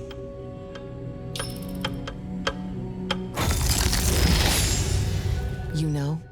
Yes, Mother. Even though you never allowed us to enter the study and never let us touch the registry, I understand. All the siblings, except for Renee, can hear the approaching footsteps of death. Each day we spend with you brings us one day closer to the end. Each day we dispel your solitude takes away another day from us. Isn't that so? It shouldn't be like this. As your creations, we are willing to warm your empty heart forever and bring you to the happiness you long for until you no longer need us. But she ruined all of this. When she was born, that cursed registry appeared in our home. Our names were written on its pages, and with them, numbers marking our precious days remaining in the world, slipping away with each sunrise. When Renee was born along with the curse, we realized the countdown began to tick steadily, and we knew all too well that our magic will fade away. There aren't many remaining days for us to serve you. In our final moments, we want to do everything we can to make you happy. But Mother, we don't understand. Why are your eyes solely fixed on Renee? Teresa planted exotic flowers. Elliot made sweets to your taste. Yvette designed and tailored clothes. We gave it all to win a smile from you. Yet what we receive is but a blind eye. Renee is the worst of us all. Always noisy, endlessly crying, habitually screaming, and forever demanding of your attention like any other selfish child. Is that how that child expresses affection? Or do you find love or joy in her tantrums? We don't understand, but we do know one thing. That selfish child never loved her older siblings, despite all the care we gave her. Does she even see herself as part of the family? Or perhaps, being as cursed as she is, her only purpose is to destroy us. None of that matters. But your name also appeared on the registry. Does that not matter at all? The youngest daughter that you love most declared the end of your life. Because of our existence, the numbers on the registry representing your life are depleting. When the numbers reach 0, we will fall asleep with nothing left but gratitude. Fortunately, even when the numbers reach 0, you won't pass away. You were long banished from this world by that thing. You have never lived in the present. Even when the clock of fate dictated your end, as long as that thing offers you protection, you exist beyond the laws of nature. Yesterdays, todays, and countless tomorrows are all but the present to you, as you were forever frozen at that moment that thing took effect. Beyond that point, time no longer works on you. In the endless nightmares she brought upon us, this is the only thing we are thankful for. The malicious curse will never harm you. But even so, I won't forgive that child. Ever. Bella, managing family affairs has drained you. I'm tired too.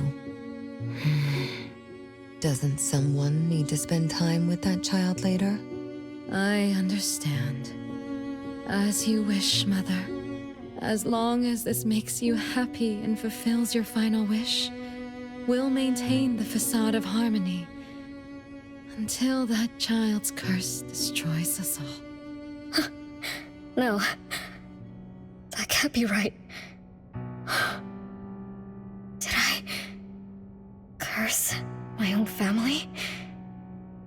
Am I the bane of my family, causing its ruin? Did I steal Mom's love away from the other siblings? Did I even take away their lives?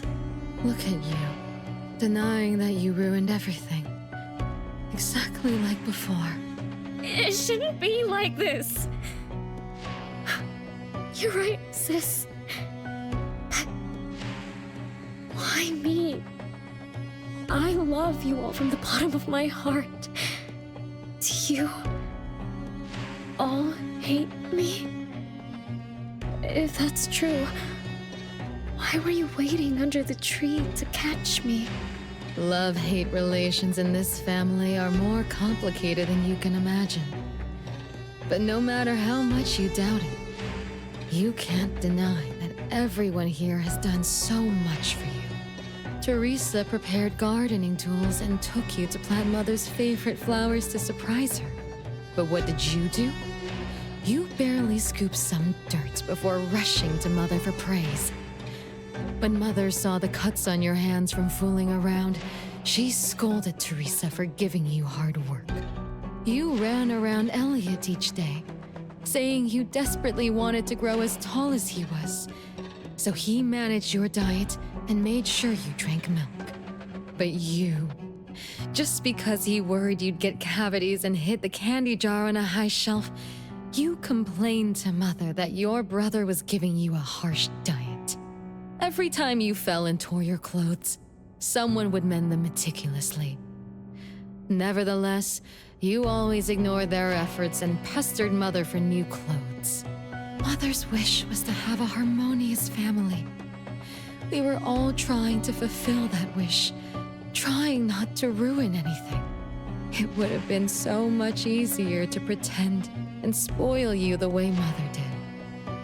We could have created the harmonious family Mother wanted, even if it was just a facade. That would have sufficed. But we couldn't.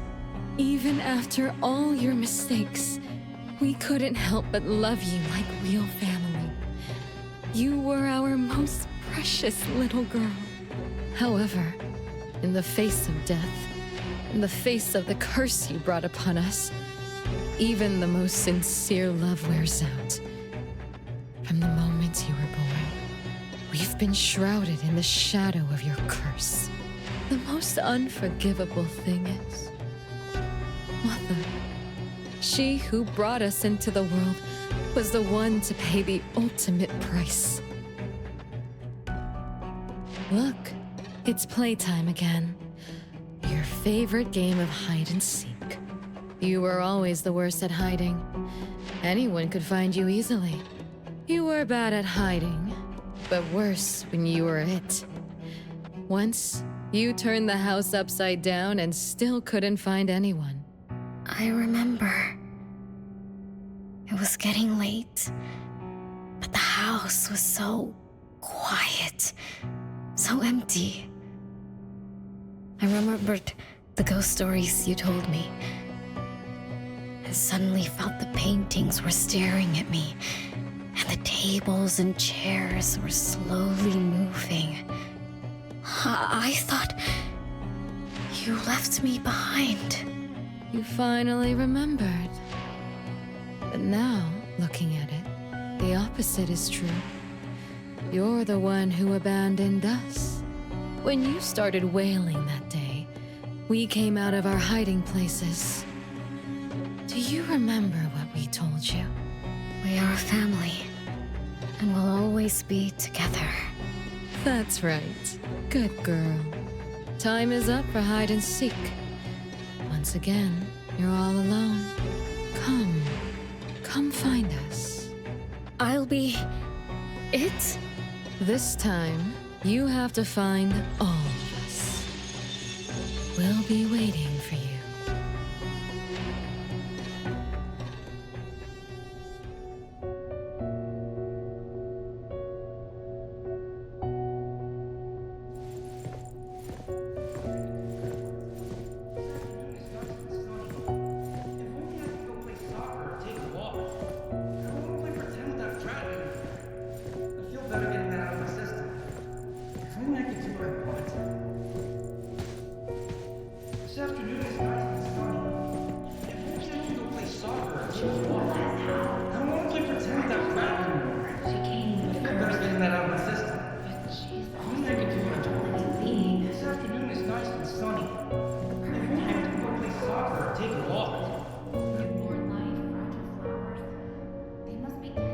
It's a gift from Mom to all of us.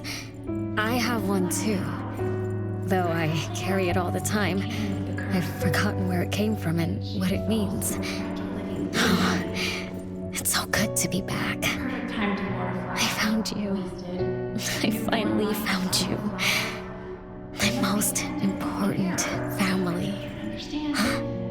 Red letters? It's strange. Mom doesn't like red. Why would something like this be on her clothes? The perfect time to water flowers. Wasted. Newborn life, fragile flowers. They must be tended with care. The children understand. The children realize how.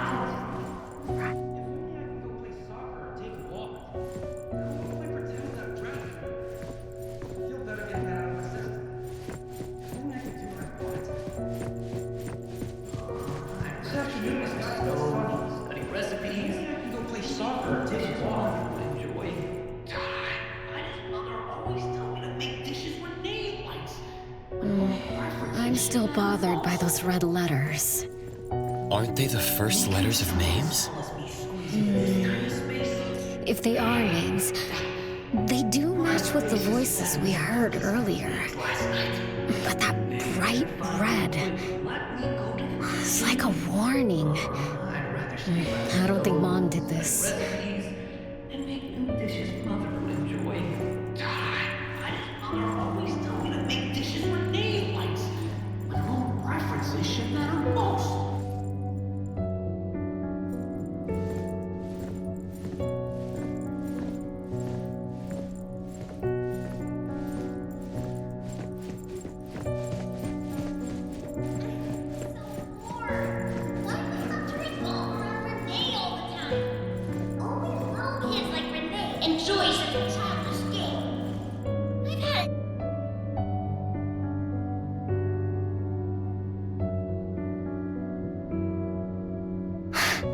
They truly loved me once, which is why now they hate me so much. I understand. I'm sorry for making you go through so much in the past. I'm sorry I'm only learning this just now. But I'm grateful that I finally do. Big brothers and sisters, what can I do for you? I came back here because there was something I can do. Right? I'd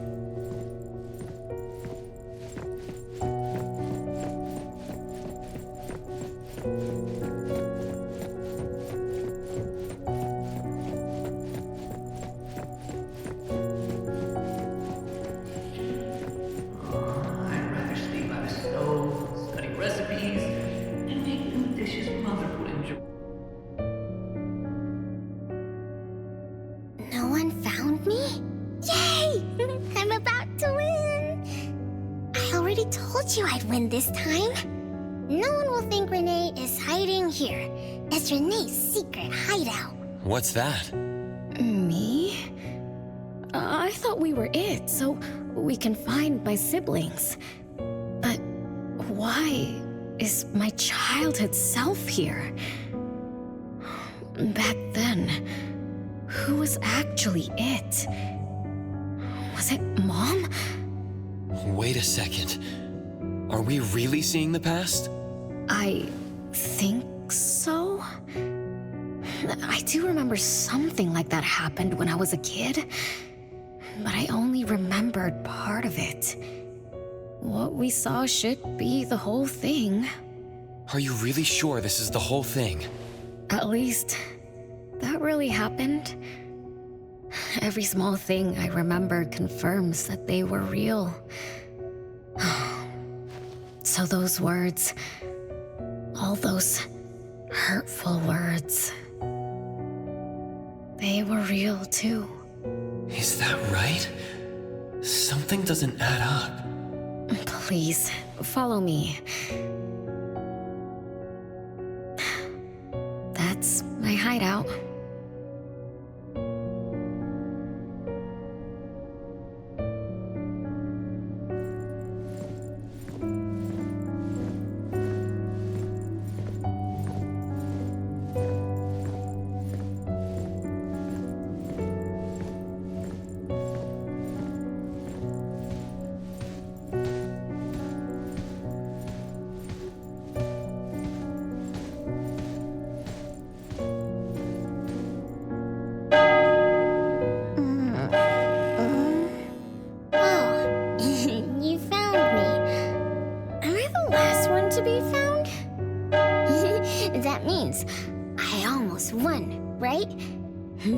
Next time, I'm going to hide somewhere no one can find. Oh, are we going to eat soon? Remember to wash your hands before eating. My big sis and big bro will check. If I don't wash my hands, he'll pinch my cheeks. He always says my cheeks are like the softest dough. He only says that because he wants to pinch them. I'm going back now. Is this the last puppet? No. The last one is here. Look, another letter. R. I've always carried this puppet around. Why is there a red letter etched to it too? It must mean... You finally arrived, Renee. Yes. Big sis, I'm back. But you still don't understand. All you did was watch a replay of how our family met our demise. You must have enjoyed how we cursed ones relive our miseries day after day. No, Big Sis, that's not true. The audience, forgetting they were part of the play, denies their sins. As if forgetting would make it all go away. Have you ever wondered why you forgot this home? Forgot us? Were you forced to forget? Or were you unwilling to look back? Renee, you can't lie to yourself. I forgot about the family because I was escaping the past. Looks like you've finally found the answer. Yes, I was born from your desire to escape everything. You left all the painful memories of home with me, so you could live carefree in your blissful ignorance. And I will forever call you back, trying to make you remember. You belong here. You belong to our family. So one day, you will knock on our door again.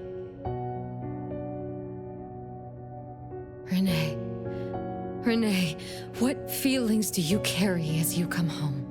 Now that you remember what happened when we were children, now that you know of the curse you cast upon us, are you shaken? Do you even feel the slightest bit of guilt? You won't. You've always been selfish, greedy, and reckless. You betrayed the very purpose we were born to follow.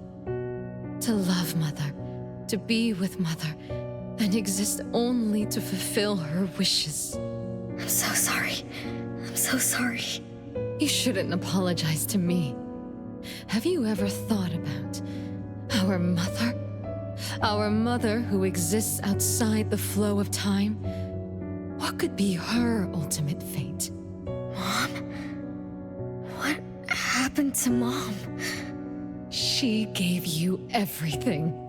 All her love, all her life, and that thing. Her eternal present, which would have sustained Mother's immortality. Wait a minute. Big Sis, don't leave! The clock still turns backward. Let's return to the past to witness that final day of destiny where you are forever frozen. Come then, child of betrayal. I'll be waiting for you on the final stage. Yes. I betrayed this family. I lived in a daze. Left my family behind. Just to forget my own sins and escape from my endless guilt. That sin.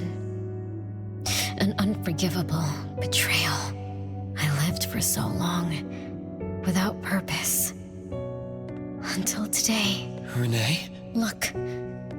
This is the message my siblings left behind. I'm not just the cursed child. I also betrayed this home. Betrayed everyone. Betrayed Mom. But my family is still calling out to me. I still have a chance, right? If only I could go back to the past. Back to that last day at home. There's only 2 hours left. I need to find a solution soon. I should talk to Renee about what just happened. 7 o'clock. Time for dinner. Renee? Wait, where are you going to? Oh, hurry, hurry. The food's getting cold. Food getting cold? I can't keep Mom waiting for too long. I can't make her sad. Renee! That is not allowed. Absolutely not. I can't get to Renee. She's completely lost in the past. Let me organize the clues I've gathered so far. Could the curse in this family be the rule-based anomaly that attacks Renee every night? After all, Renee and her siblings likely aren't entities that abide by the laws of nature. It does make sense to be targeted for that reason. But if that's the case, why does the anomaly only appear when Renee wakes up? Shouldn't the anomaly that enforces the laws of nature have appeared with the first child? Can we really trust this Bella? Something's not right. Also, why does the puppet Renee carry also have a red letter on it? Are these things caused by the anomalous realm? Or perhaps someone, an Esper, orchestrated all of this. Is that Bella really a shadow from the past? Anyway, I should catch up with Renee.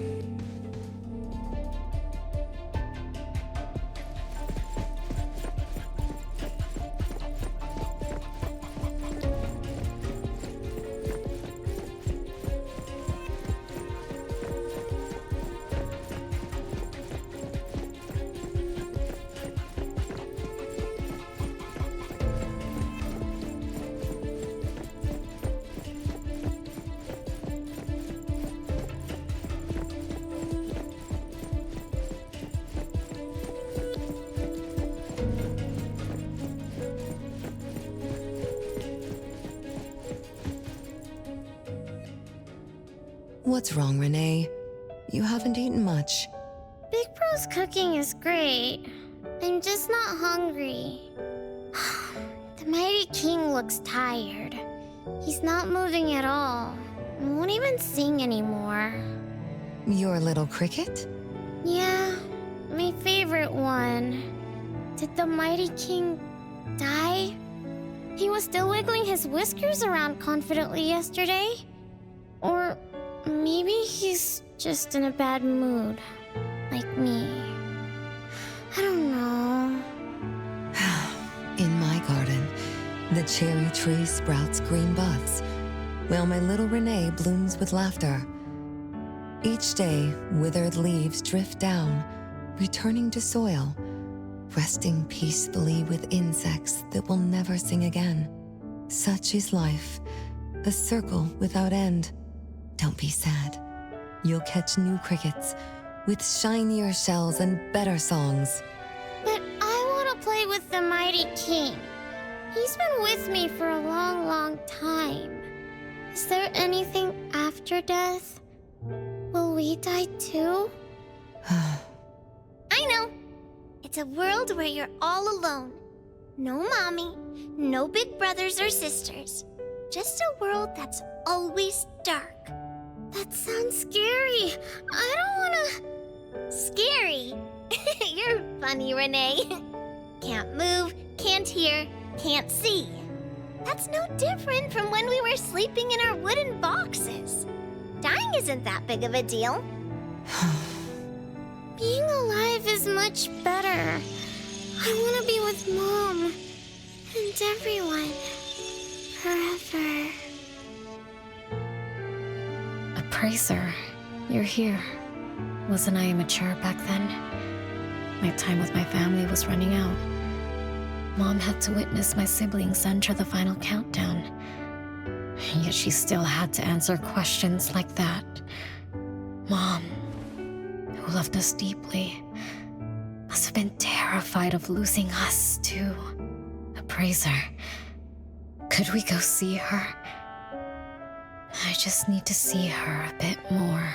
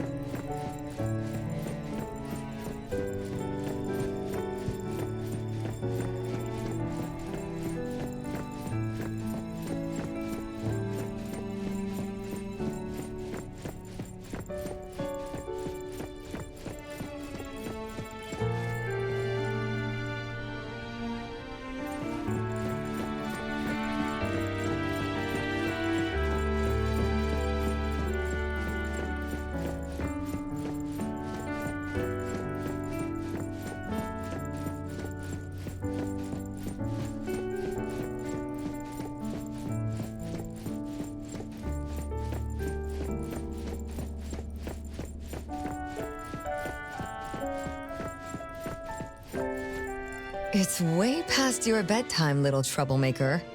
I can't sleep. Oh, still feeling sad about the mighty king? Bella told me I'd feel better if I cry. She said that kids like me just needed to cry, get a good night's sleep. Then all trouble will disappear by tomorrow. She said that no matter how sad she felt, she could never cry. So she was jealous that I could. Why can't Bella ever cry? Mama is the same. Huh? Why? Is it because you are grown-ups? Because grown-ups are strong? Mom and Sis work so hard for every chore in the house. I want to grow up soon to help you. I'll grow as tall as Mom wants. Oh, if you want to grow tall soon, you can't be picky about food. No, I don't want to eat green peas. All right now, Mama will tell you a story and put you to bed. You'll grow fast as long as you sleep, okay? Are you continuing yesterday's story? No, tonight I'm telling you a story that no one has ever heard before. Once upon a time, there was a carpenter living in the royal city. Her skill was beyond compare. People said she had the magic to breathe life into wood. If she wanted to, those lifelike puppets she created could become alive. The old carpenter loved crafting, but she was facing a most difficult challenge. As she grew older, her eyesight was no longer as sharp, and her hand that held the carving knife wouldn't stay still. Could that be the end? She remembered what people said about her. If she was as good as they say, couldn't she craft her own assistant? She made up her mind, then began to work. What should a perfect child, a real child, have? He should have the strongest body. The child was born. He was sturdy, yet nimble. And once his spring is sprung, he could run 2 laps in the royal city with no one able to keep up. Everyone congratulated the old carpenter, but she shook her head and said, "No, this isn't a real child."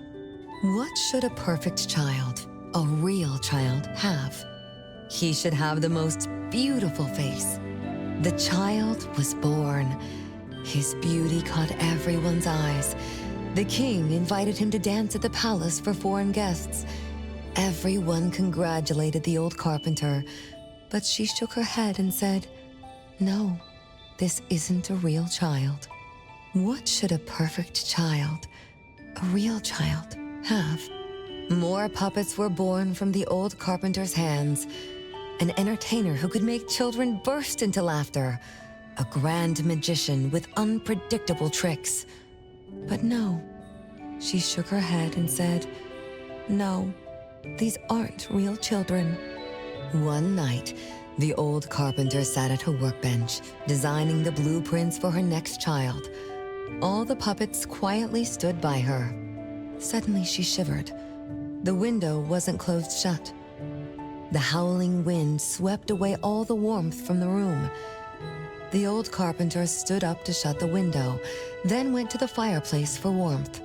For a moment, she had an idea she didn't fully understand.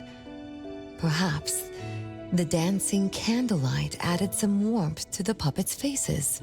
She realized that puppets get cold too. The old carpenter took off her scarf and picked up the blanket from her lap. She made sure all the puppets were snug and warm, then went back to her table. Her pencil swooshed around as she began sketching. Soon, a puppet took shape on the paper. She picked up her knife and began carving on the most ordinary piece of wood. Soon enough, a new puppet was sitting on her workbench. There was nothing special about it, but the old carpenter let out a satisfied sigh, as if she completed a masterpiece. She leaned down to kiss the puppet's forehead gently, just like an ordinary goodnight kiss from a mother.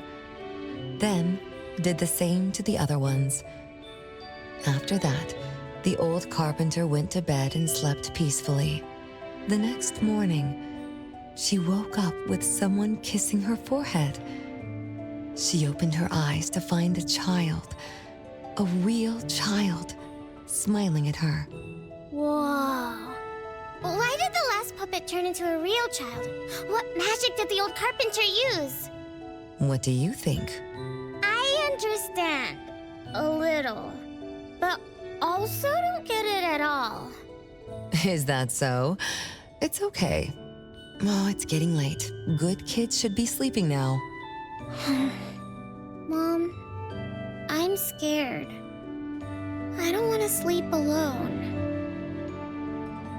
I'm worried that if I do, I won't see you and my siblings after I wake up.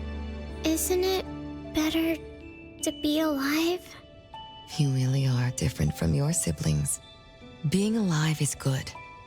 But what exactly makes it good? I can eat meals with my family, or play hide and seek, and listen to Mom's stories every night before I sleep. How wonderful!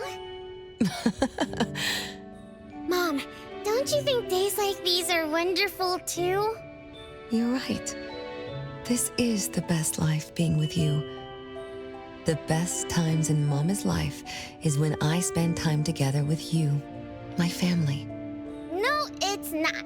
When I grow up and can do so much more, that's when it'll be Mom's best time. By then, I'll be so tall that Mom will be surprised. I'll be able to reach whatever to reach. Oh, then I'm going to learn how to drive. I'll definitely be the first one in our family to drive. Once I learn, I'll take our whole family on picnics. When I grow up, I also want to...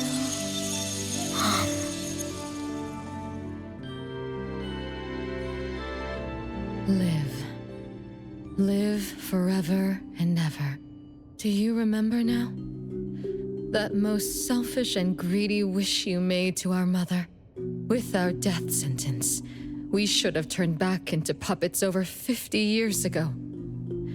Have you ever wondered why you've been able to escape the debt collector until today? That's the secret that granted eternal life. The secret that froze Mother's body and soul at that very moment. And the price she paid for this eternal moment. Exiling herself out of the mortal world, living without worry or care, without joy or sorrow, without thought or feeling. She should have been enjoying her unmoving life, and we should have been nothing but puppets she made on a whim, with the sole purpose to serve as her children. All we had to do was live under Mother's roof, love her, be loyal to her, and fulfill all her wishes. It should have been that way. Even when faced with the registry, faced with the curse you invited, all we could do was to give everything we got and do our best to fulfill our mission until the countdown ends. But what about you? You endlessly sought for Mother's attention, affection, and everything she could possibly give.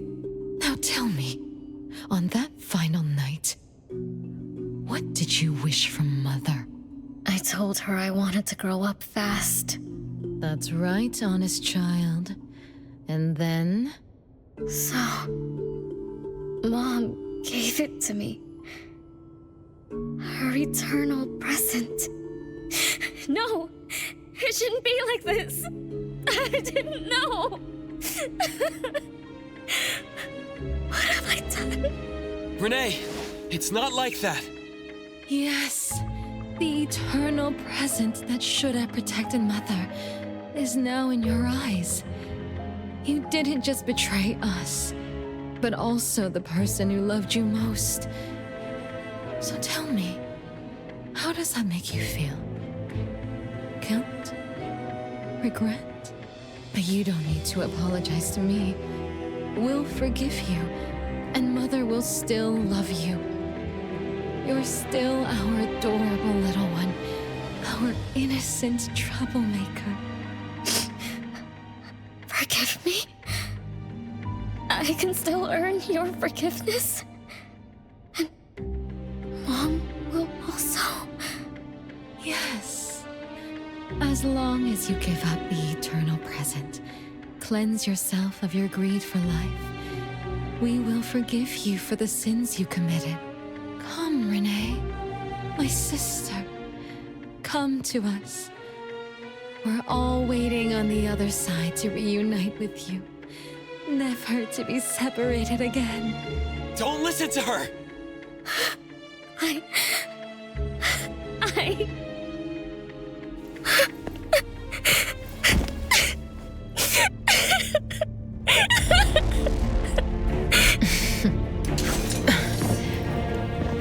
Who exactly are you?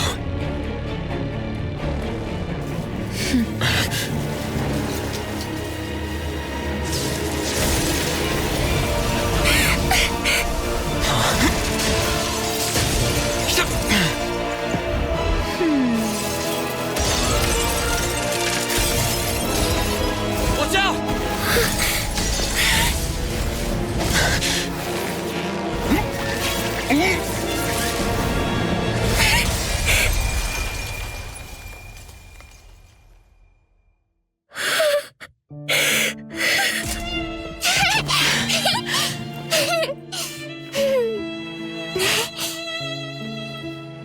Remember to get to bed early and eat your veggies. My little petal needs to grow up healthy and happy. Don't forget Mama after you grow up, okay?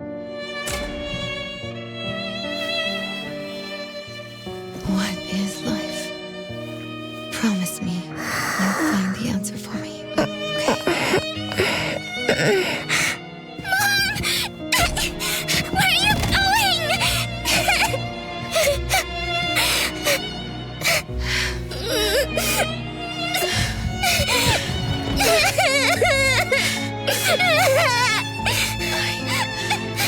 Don't need you.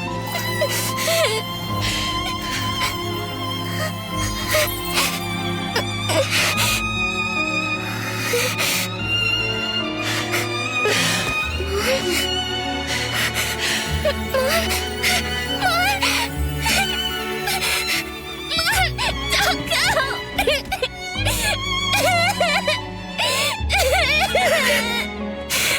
It's all my fault.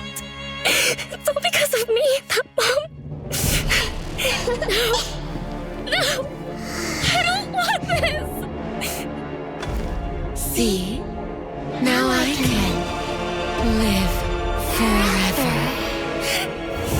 I don't need you anymore!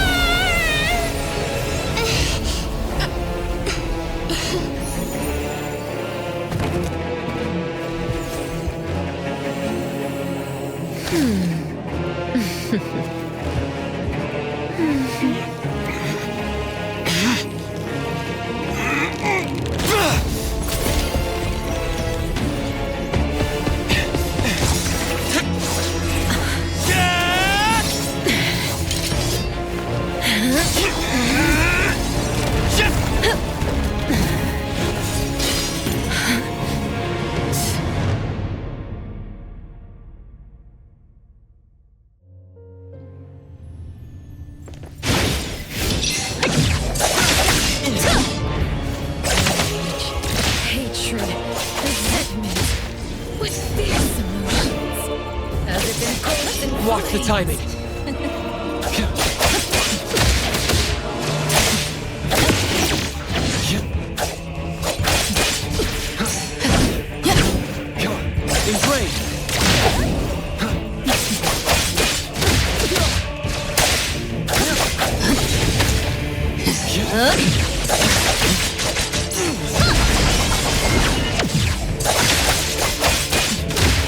Splinter and fracture!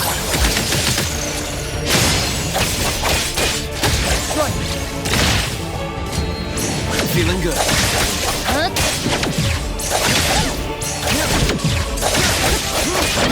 Not too difficult.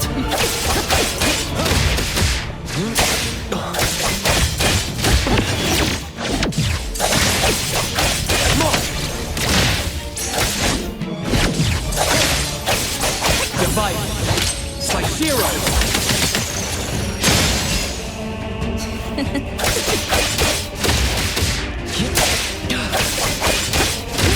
Feeling good. Not too difficult. Right.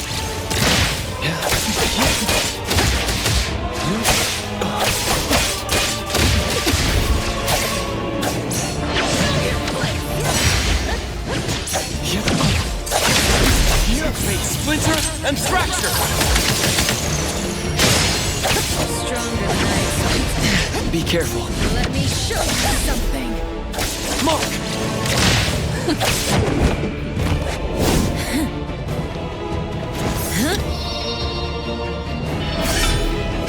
You're just a plaything in this illusory realm.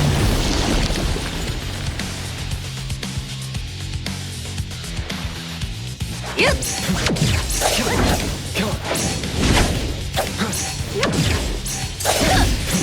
That's fine. Feeling good. Entertain Ingrained. your strength.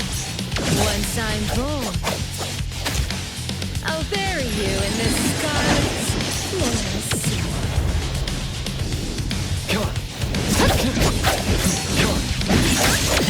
Not difficult.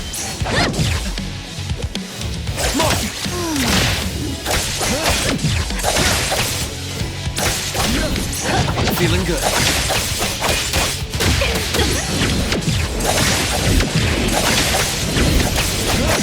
Not difficult. Let's finish this! Come on.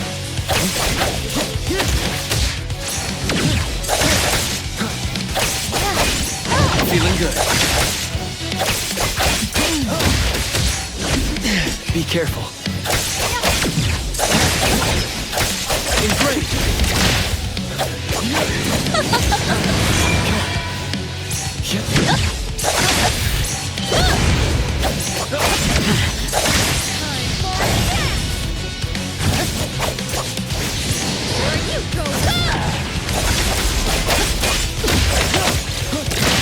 Make splinter and fracture.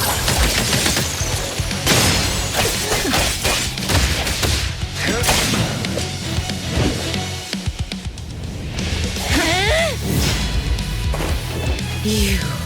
I won't let you do this! Such arrogance!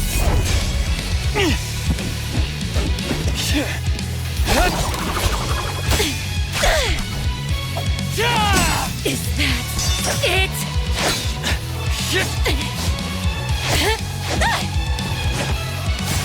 Come again!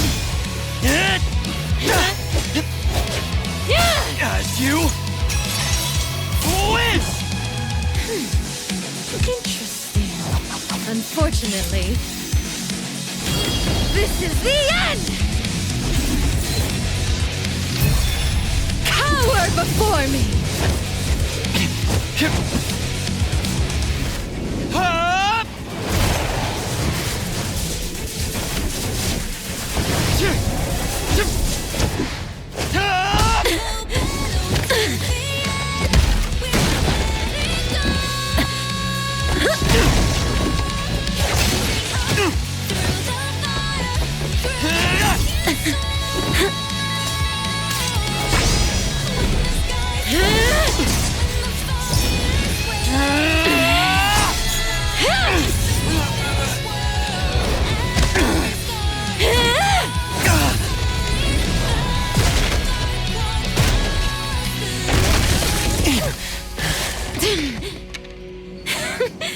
That look on your face. I like it!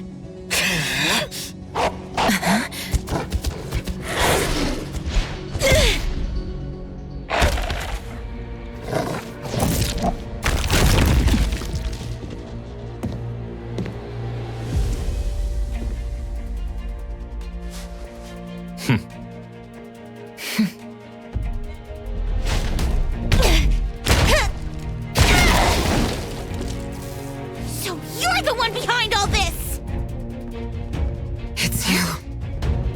All at once? Tick-tock, tick-tock. Aren't you running out of time?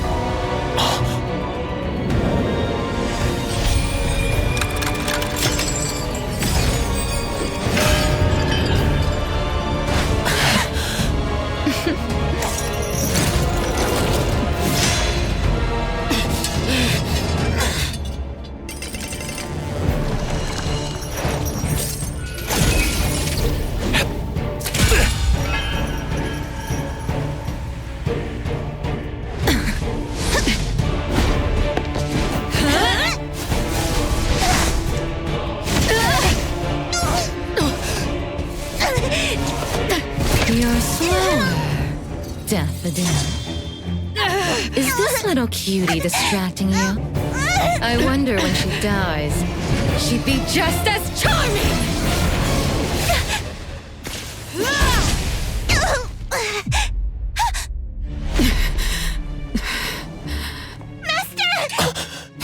How nostalgic, sister. Sanko.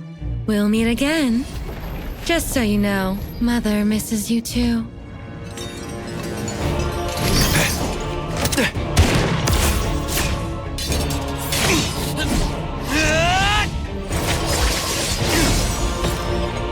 Daffodil! I'm fine.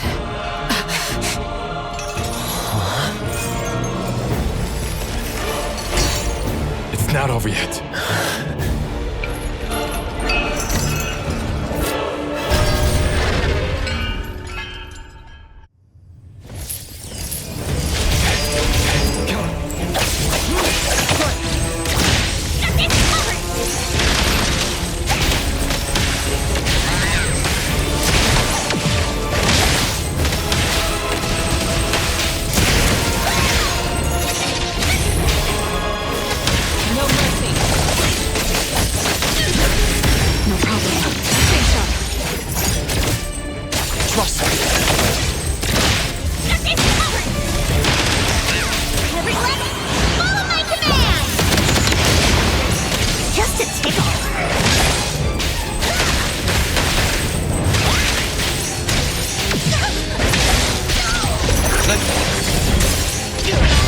Divide.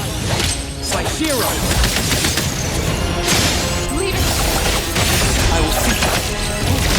Nothing covered. You can tell.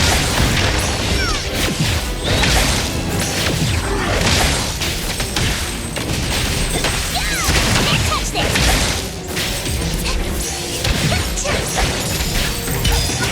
No hitting from behind. Nowhere to hide.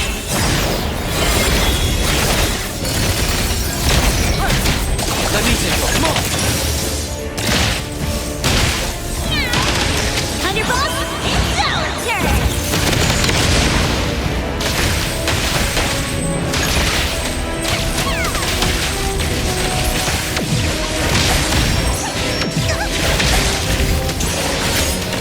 Make splinter and fracture.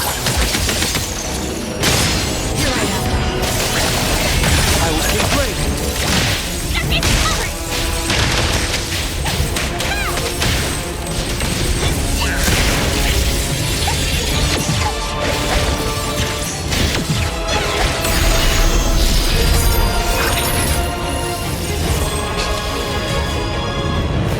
You can challenge me? Watch me down! Let me fight. Everyone, follow my command!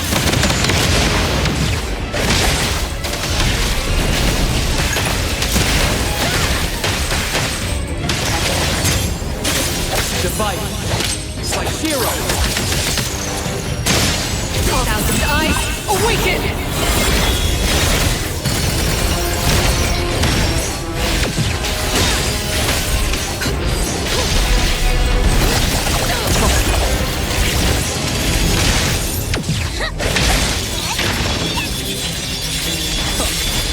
Just warming up!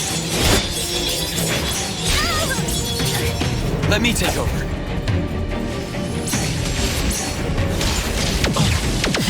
Not too bad.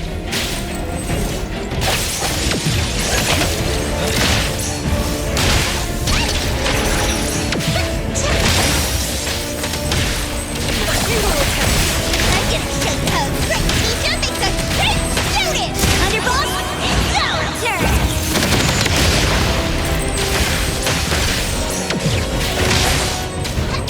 I will see through. Nothing covered! Nice work. Saw it coming. Predictable. Is everyone okay? I'm fine. But Daffodil, are you okay? Master got hurt the worst. And it's all because of me. I'm fine, really. It's good that you're okay. Renee's unharmed too. Just dizzy from breaking free of the anomaly spell. Unfortunately, Zanko got away. She's the core member of the criminal organization, the Scarlet Letter. And the report for the puppetization case. That's gonna be a lot of paperwork. Thanks to everyone from A-Bone. The Bureau will continue to investigate into the aftermath of the issue between the debt collector and the Constantine family. Tomorrow morning, I want those who know anything about the Scarlet Letter at the Bureau. We need to have a proper chat. Daffodil, I shouldn't need to fetch you at A-Bone, right? I see. Huh? Says who? Master deserves some rest tomorrow. Natalie, appraiser. Let's go home.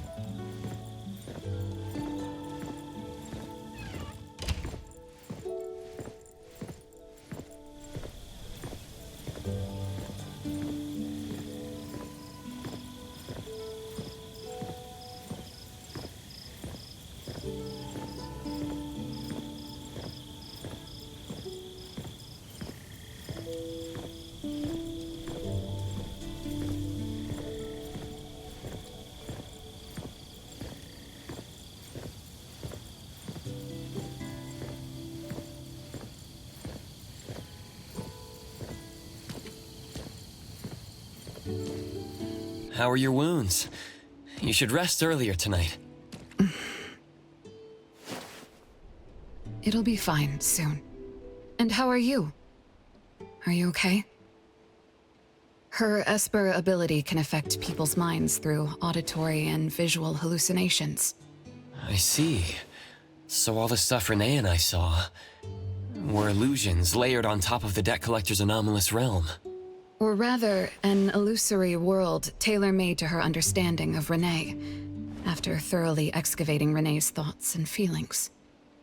In other words, Zanko used her Esper ability to alter the family's history, making Renee believe she was responsible for her family's deaths, leading her to voluntarily give up her eternal present. The eternal present probably requires the owner's verbal consent before it can detach itself. An anomaly that can grant its host immortality must be incredibly rare. The Scarlet Letter has acquired more than one rare anomaly. The incident at the Abisu auction was also their doing. With these reckless hits, it's like the Scarlet Letter is announcing their arrival at Hetero. This is just what their leader, Madame T, will do to demonstrate her superiority. Lady T... Is she the mother Zanko spoke of? When she said Mother misses you too, could it be? I should have killed her back then. So, Zanko used Scarlet Letters to spell betrayer. She could be considered my adoptive mother. I don't deny that she gave me the first home I knew of. It's true. I was once a member of the Scarlet Letter. No wonder Chaos spoke like that. He must have known that Daffodil was a member of the Scarlet Letter, the criminal organization he's pursuing. So Zanko went through all this trouble just to get the Bureau's attention? Hey, what matters now is that you're Daffodil from the A-Bone Antique Shop. Thank you. You're a good person. It's getting late. Good night, Appraiser.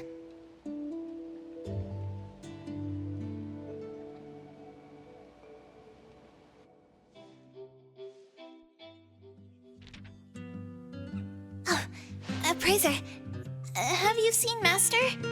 Daffodil isn't here? She's been gone this morning, and hasn't come back. Maybe she is assisting the Bureau. For that long? We're here. The A-Bone Antique Shop. Appraiser, Natalie. Good morning. Renee! How are you feeling? And this is? This is Linko from ETD6. Oh, so Chaos is handing Renee over to ETD6 to take care of. Hello there. Take care of? We were just going in the same direction. Linko also has something to do at A-Bone, so I gave her a ride when we left the Bureau. Linko, you have some business here? Mm-hmm. I do have stuff to do. What are you up to?